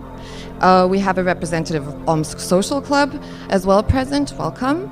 And Omsk Social Club is a sprawling Berlin-based collective whose artistic practice takes the form of a specific methodology that they call real gameplay. So real gameplay is collective immersion and speculative worlding. So from these live iterations, media relics are harvested, such as films, scripts, and large-scale installations, invoking states and gateways that could potentially be a fiction or a yet unlived reality. Thank you for bearing with me through these introductions. I would also like to sort of mention Witko Priushik, who will also be present during the spatial augmentation section. In a visual capacity, we'll be able to, in about 20 minutes, we'll see a sort of extended version of his installation, Swarm Entry. And Witko Priushik is a new media artist whose practice involves design and the interweaving of painting and sculpting technologies. He's interested in the intersection of and the parallels between digital spaces and physical objects, which he contextualizes and expands using digital technologies and principles of fictioning. Okay, I'm sorry. Now this was it with the reading. Now we're gonna go to like casual conversation. Obviously, through these introductions, you can also see a little bit why these participants were invited. They're all working with using spatial softwares to sort of like play with the boundaries between the physical reality and some speculative worlds, and they do this through different types of portals, kind of. So we will be exploring this stuff now. Yeah, again, thank you so much for joining and bearing with me through this intro. And what I thought was really interesting in the conversations that we had before today's evening was that both of these collectives sort of mentioned to me the idea of squatting, not like squatting as we perceive it and like taking an abandoned building and like working autonomously from it, but in like a sort of different metaphysical space. So the Omsk Social Club representative mentioned that their work with real live gameplay works with sort of squatting reality. And this term was like independently reflected when you shared with me, actually Maxi shared with me that Room 69 works with squatting the digital sphere or cyberspace. So I want to invite you to sort of like expand a little bit upon this concept of, on the one hand, squatting reality, on the other hand, squatting digital space. You can refer to the artworks that you're exhibiting here, and just a little bit expand upon this concept of squatting reality and the digital sphere. We're just going to be passing. Oh, yeah. Hi. So we, with Room 69, started this project a few years ago where we use basically Google Maps and Google Street View as a space for artworks for virtual worlds. And since Google Street View kind of relies on user-generated data, it expects like those pictures with food at restaurants or sites. And we kind of thought that we can create our own spaces atop of these realities. I think it's shown in the background in a video. So basically in one of the projects we 3D scanned a port, so a harbor, and through these artifacts that create in 3D scanning, it kind of resembles reality, but it also distorts its reality with our added artifacts.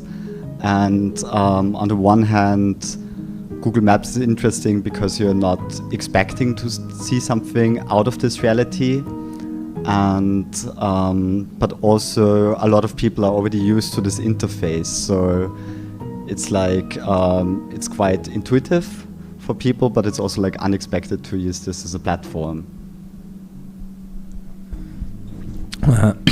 And the thing I would like to add to this is, just so you also can picture it a little bit better, that this distinction you drew, that it's not like squatting in the real world. There's like a more or less funny anecdote to it, that how it started was really close to how squatting works in the real world.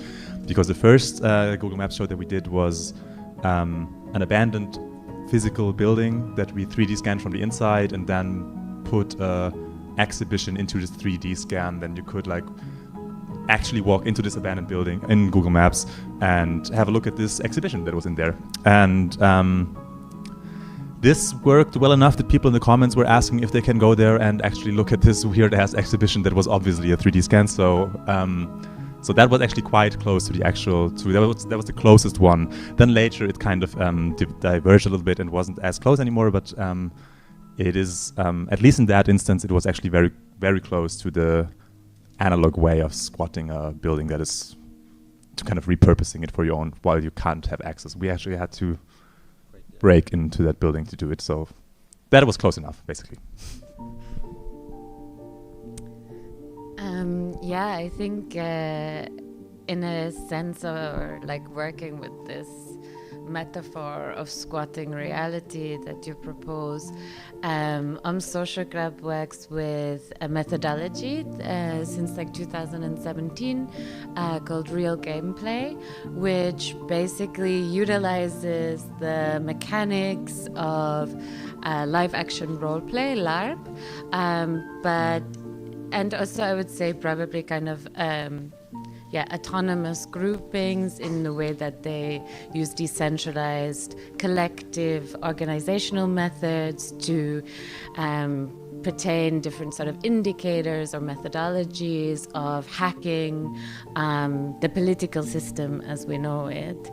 And the idea behind Real Gameplay is something that actually, believe it or not, is probably still sort of forming and mutating, which I guess is also why we continue with the medium.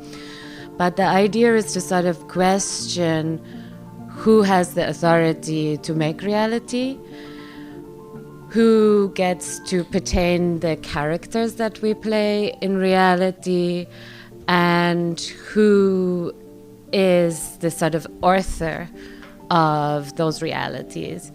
And what I think has become kind of quite demonstrable by the technique of using role play is the way we use it. We often go from full-on immersion pieces, which typically kind of take the technique of a workshop prior, which is usually around 8-9 hours, and then we go into play. And then it's usually around 72 hours non-stop play. To 58 days was the longest one that we did. And it's quite amazing what happens when a group of people consent to the vulnerability of creating a world out of their kind of collective imagineering that spreads over time and space, and of course in itself decays and grows and breaks and re-references itself. And I think that what we often try to do with these works is to answer a question.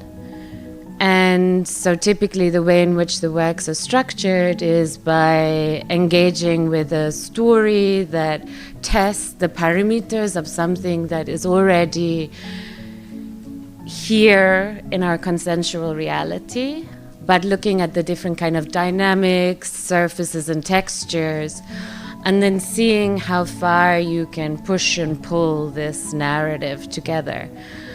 Whether or not it turns out in the end with answers, probably not, but it certainly builds on one's kind of embodied knowledge through participatory design systems to build these large-scale imaginariums. And I think what's also kind of important is that you begin to be able to testbed things that you want to leave inside that world and things that you want to pull out and bring into this one. And I guess at the end of the day, it's about asking the questions of like, how many people does it take to have an alternative collective hallucination or role play to really disturb and crack the existing consensual reality we play in. Okay, thank you. Thank you so much for your answers.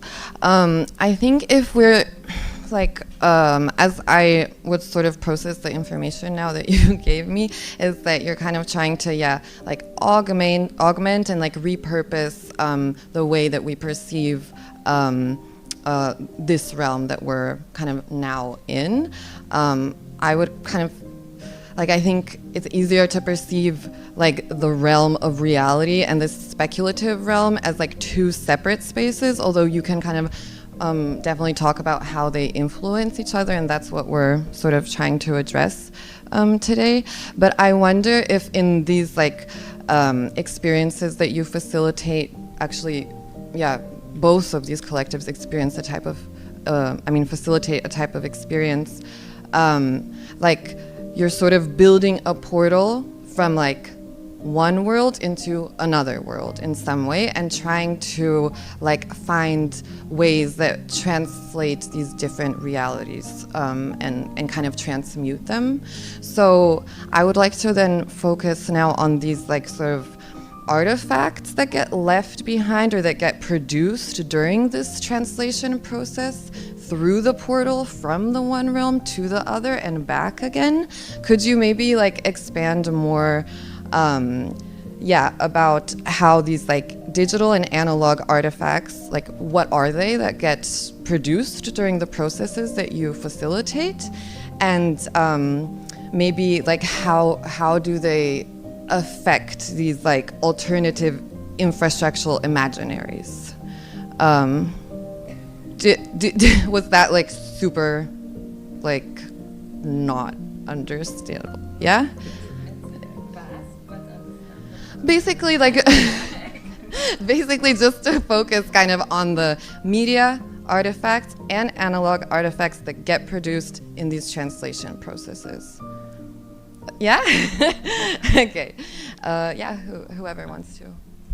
Yeah, for us it's really interesting with all, we're using a lot of digital processes, and through these digital processes the information gets lost or new information gets created that in this like gets sometimes exaggerated, and sometimes we also purposely focus on it, like for example on the holes in the building, on the vastness of space that's like glitched. It's still like represents a certain reality or like an anchor to reality, which we also try to in our physical exhibitions have, like having kind of the virtual world anchored in this reality through certain elements in the exhibition. Like right now what we're showing a pixel point, it has this entry point into like this digital world, which is still like anchored in this reality through like the structure we built around this, the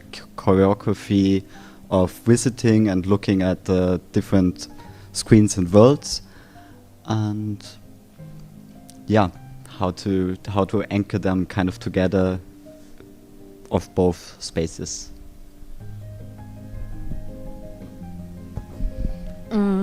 So within Social Club, because we mostly practice within like the contemporary fine art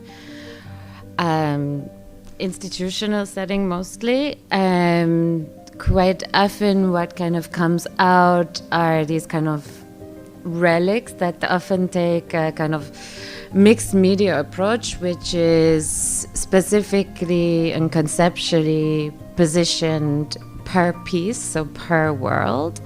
In the case, I think it's easier maybe to speak about the case that we can see here at Pixel Point, but in the past we've also like written books out of the worlds, or sound pieces have come out, and some worlds aren't documented at all, and it really also has to resonate with the story, why an artifact could be pulled out of it.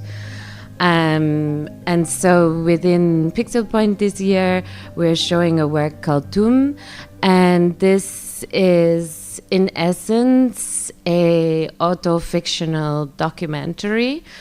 So there is 5 people who are living within a community, and their days are mapped and through independent filmmaking team who come to visit them and basically have the ability to try to construct some sort of like reference to their political and personal set of beliefs to which they practice their daily work. In a certain sense, and this also sits within a larger exhibition installation, which has a series of symbolic elements that transcribe both the role-played language and also things that were created, like the asemic writing that resonates around the tomb was actually created inside the role-play and is pulled out. So every single unit has a divisive nature, a sort of lore actually, which we of course do not have time to unpack right now. But I think also what has always kind of enchanted me with this way of working is that you have absolutely no idea what you're going to come out with. Like, you have no idea what's going to unfold over those days. And you also cannot break. It's not like a kind of traditional methodology of filmmaking where you can be like, oh, cut, or oh, could we get that again, or it has to keep rolling. And often the characters are quite antagonistic even to what it means to have their data captured and have their conversation captured, and often there's a certain level of maybe conspiratorial narrative running through. So it's also really kind of left up to the spirit of that world, which I think is also has a certain simulacra to what we find in our own everyday reality as well. And that then often resonates in these kind of fixed positions that are presented. And this sort of works with in a certain way to broker these narratives and worldings to larger audiences. Because of course, to ask most audience members to give up their lives for 4 days, that's rather a large feat to ask, especially in today's attention economy. But actually really beautifully this summer in Ljubljana, we managed to convince 30 people to do that within a publicly hosted program called ARIA, where we role-played for 5 days in the forest here for a World's End hackathon. So there is moments that we do manage as well to publicly facilitate these spaces. Thank you very much. I actually had the honor to experience a LARPing session that was last year as part of ARIA, and I must say it did like very much affect the way I perceive like these different levels of reality, and that's probably one of the reasons why I also got more interested in like how, like what are the methods that you can kind of glitch our perceptions. With that, I would like to say that we're sort of coming to the end of our first section, where we try to a little bit lay the scene about like why we're talking about the things that we're talking about and what drives the work of these invited collectives. And I would like to kind of introduce you to Witko Priuszek's visualization for the next 5 minutes. And we will just kind of drink some water. In the meantime, if you have to go to the bathroom or whatever, feel free. But yeah, join us again in 5 minutes to sort of go deeper into what we've been talking about. Thank you.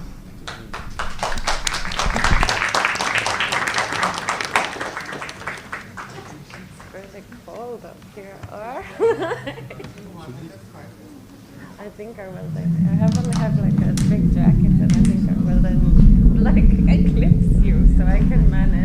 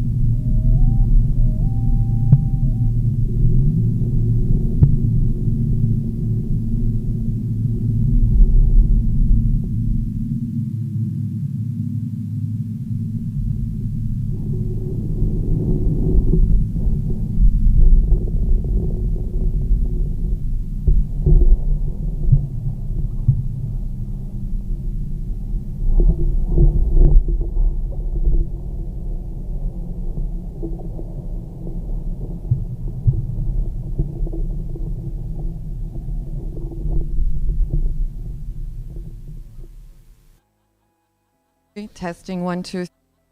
Hello. 4, 5, 6. Okay, welcome back, everyone. I see a lot of people literally left the space, so thank you, you guys who stayed here. Hopefully they're just having cigarettes and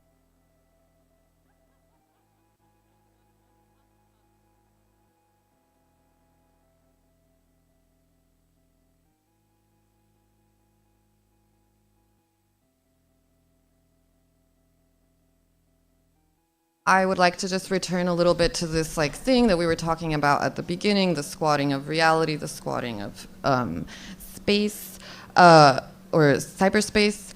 Thankfully, we have Roman here who actually has a background in neuroscience, which is maybe going to be practical with this question, which is now we've been talking a lot about kind of art talky a lot, but I'm actually curious, how does actually processing cyberspace and urban space and the augmentation or changes in these things, can it actually affect our realities? Does it actually affect how we perceive the future or whatever? Can you talk a little bit about from a more maybe cognitive and neurological backgrounds, how do space and reality co-determine? I didn't see that one coming, so that might be a little bit confusing now what I'm going to say. So I think the short answer is yes, everything that we expose ourselves to will definitely change our reality. Then already the term reality is a little bit crooked because the reality the reality just happens in the interpretation of us of what we get in our senses. So really the reality is very much subjective, and how we do that is actually a probabilistic process. So anything you learn, anything you perceive through everything that you perceive in a sensory way will affect how you then later on perceive stuff. So if you subject yourself more to these changed realities of the digital world or whatever, that will directly influence how you later on perceive anything else. Basically, it's a numbers game. You create your reality based on probabilistic expectations from the past that you've learned, and they help you interpret any kinds of sensory signals that come to you. So I can't say how, obviously, but the short answer would be yes, very much. If we subject ourselves to these changed spaces, to the digital realm more and more and more, this will directly lead to different interpretations of reality by us, by our sensory organs, even on the sensory level that is subconscious, and therefore to the reality, because that's just the interpretation. That's just the end product of the interpretation anyways. So I don't know, did that help at all? I'm not sure if I could break it down enough. Certainly it did help. Thank you so much for your answer. So in this way, we can say that exposing ourselves to the sort of spatial software and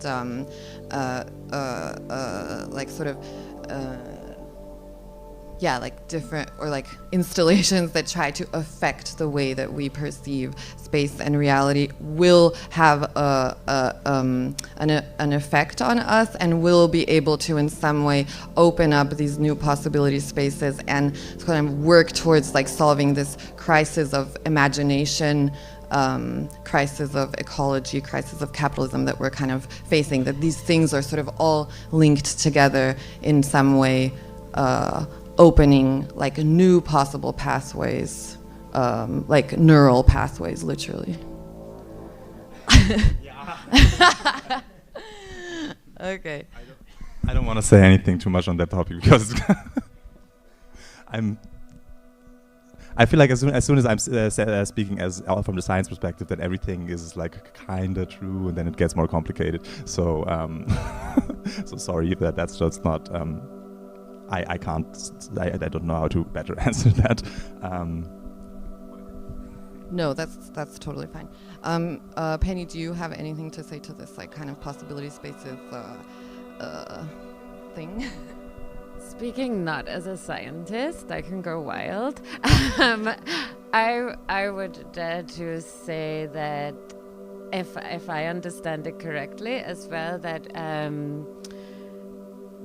the way that we interact and move and shift through this world, there is no possibility that we can consciously take it in as real time and space. So we have to have a certain set of experiences because our inner self would be completely overwhelmed if we had to make that amount of decisions and choices through the dynamics of just being in existence with the world. So we do have to rely on experiences and knowledge to create pathways in order for us to live in somewhat of a state beyond like jelly. Is that right?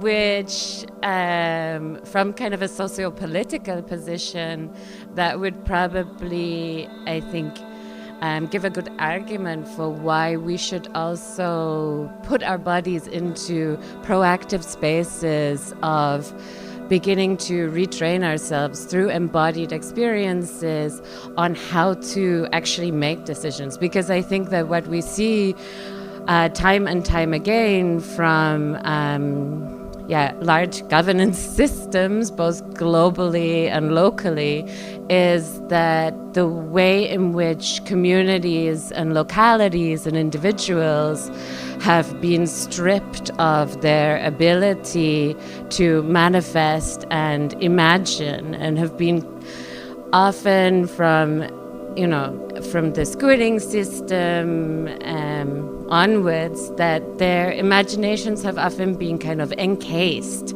or put to a sort of a sedated state. And I think although of course in essence the arts is totally riddled with problems, mostly because at a certain moment it became a kind of elite force and a space of entertainment. But like way back in the day, actually, like art was up there with science. It was also a societal space to problem solve.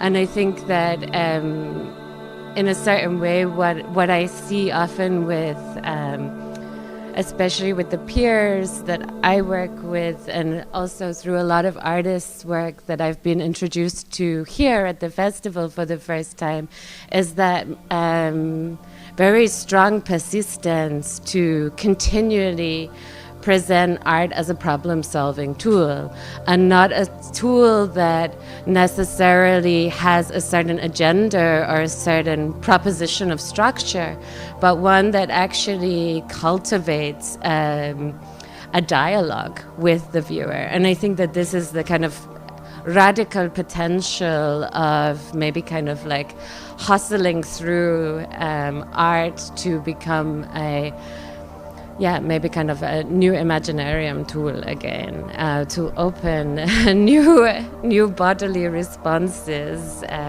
for future questions. Damn, thank you for that. I think that like answer, or like all of these answers kind of like frame, the reason why we're all here together today. And sort of along that line of thinking, I would be curious in like the role of viewers or participants in the artworks that or experiences that you facilitate. So, how essential is the participatory aspect in your work? I know that, you have a lot of projects working with Google Maps. Like, are people able to generate like parts of the exhibitions, or no? Like, can you delve into the sort of the generative role of viewers, kind of, obviously in real gameplay and LARPing. the participatory aspect is also very important. So I would be also curious, like, you do facilitate experiences that people can join in, or is it mostly just, you know, members of the collective who are sort of stiffening up these alternative realities through spatial software and experiences? So yeah, let's just a little bit delve into the kind of position, role of the viewer in a participatory capacity. Yeah. So I think for us it's more about this communal kind of experience that's like less participatory, but more like, because our spaces are kind of transcending to virtual spaces, offering this like as a transcendence, to have like also kind of this online spaces anchored in real reality. For the Google Maps shows, for example, I think it's a bit of a framework, because like everybody can upload it, and at the beginning we also thought about doing workshops and like actually a manual for virtual squatting, where we could like give it away as a tool for anybody that wants to go up there. In our own works, it's rarely participative in the real sense, although we are sometimes working with like basically interactive things, but it's more experienceable. I feel like that the last thing that Max said is really important in that context, that the participation is really just like in you going into the spaces and experience them to and therefore kind of also circling back to the previous one of how it alters your reality by experiencing those 3D worlds we kind of put out there. I feel like therefore you're participating in this process of getting the cyber world and the analog world closer together. I feel like that's also something that we do as a collective, that we always, or not always, but we tend to have like a physical space and we tend to have like a digital 3D space, and by altering them in certain ways we try to get them kind of closer together. If you picture the cyber world as like this second reality that we are constantly in, that is interwoven in our life, then I would consider this world to be quite abstract. Like if we all hang out in the same Google form, that's just a pretty abstract way of hanging out together. And the way that we then provide some sort of a 3D space that you can navigate through more like you would as a 3D being in a 3D space in like the analog world. And on the other side, we provide these analog spaces like the gallery here, and kind of make them a little bit similar so they mirror each other. And that, in my experience, in my opinion, kind of gets these worlds closer together. And you, by experiencing it actively, I feel like that's the participatory aspect where you work on changing your perception of the digital world to really make it more tangible. You make it more conscious. You make it you move the digital world rather into an actual tangible world that works like the world we know it, a little bit like this. And I feel like that is the participation. That is where you get closer to like this idea of not unified, but like a portal, or the idea of this parallel instances of worlds. So basically, to keep it short, we're trying to get them as closer together as possible, those two worlds, and the participatory aspect is experience them, go there, experience them as we kind of build them, and then hopefully it will change, or hopefully maybe it might change your perception of the digital and the physical into a more unified thing that I would argue already exists. This just kind of makes it tangible, yeah. So participation through experience, kind of. Just because the answer before was so stupid. So I feel like there's so many different ways that I could answer this question. Of course, the participation, there wouldn't be any work without the participation as perception. But I would also like to kind of argue that I think every cultural artifact resonates in a certain set of parameters of participation. I often think about you know, kind of models of gossip, even of when somebody has participated in something or experienced something, and like actually often when they reminisce, like the kind of folklore obscurity of their own interpretation, like this is also, again, you know, another form of participation. And I love this kind of ontology aspect of it. I think also personally, I've like never done anything alone. I like grew up around the like free party scene in the UK, and also like in Berlin through the house projects and activist groups. So for me, like even the idea of not doing something that kind of collectively resonates, yeah, that feels like a kind of alien concept to me, because I'm so thoroughly convinced in the methodology of like horizontal organization strategies that I feel like, yeah, this kind of need to energetically keep positioning and like performing this call and response around, you know, both active peers that are there with you, but similarly, you know, even through this notion of like citation, I think it's also incredibly important to cite the participation that we have with peers as well. And I think through citation, we begin to build a kind of active history of the world makers that we want to present and we want to bring forward. So yeah, for me, I can't even think of anything that would, yeah, be facilitated without. I don't know, it feels like a kind of impotent idea for me. I'm so lonely without it. Okay, thank you again for kind of elucidating all of your perspectives. And we're nearing, I mean, we are unfortunately at the end of the segment dealing with spatial augmentation. So again, I would like to thank you for being here, and it has been a really informative conversation to me, even beyond my wildest dreams in some way. So thank you so much. Thank you, you know, again, all of the participants here who are helping us like generate like different perspectives and realities. I just want to like maybe just like focus in on like what we were doing, which is like at the beginning, Dominic and I were introducing how temporal and spatial augmentation and decay from above affects our realities. And as I said, now we were flipping the narrative and seeing how the direction of this causality is reversed, and how, you know, from the bottom, as like makers and talkers and participants, we can also affect our perceptions and the world that we co-construct together. So I think that was the purpose of this conversation. And again, thank you everyone. Now we actually have like a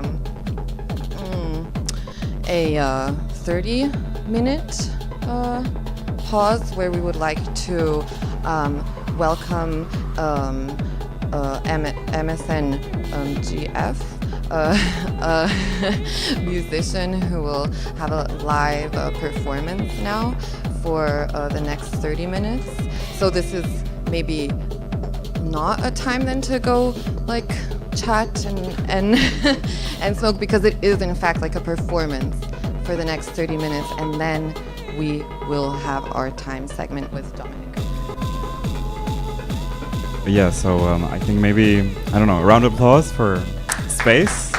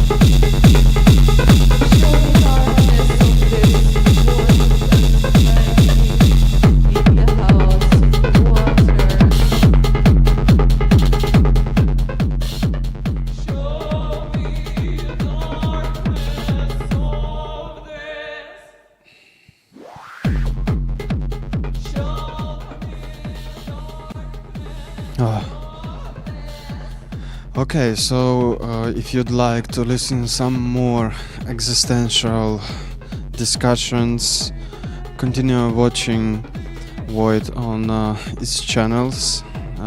For now, actually, as I know, they are on Twitch. Thank you everyone for being with us today, and the next week we together with Prototype will explore creativity and recreativity together here in our studio in real time, and actually also in some mixed times, cross timeline and across the universe. By the way, this wonderful, strange, weird, a little bit scary, but also my favorite costume made by Sophia. Greetings to Sophia. Now she's absorbing some knowledge in institution, kind of. So see you next week. Bye.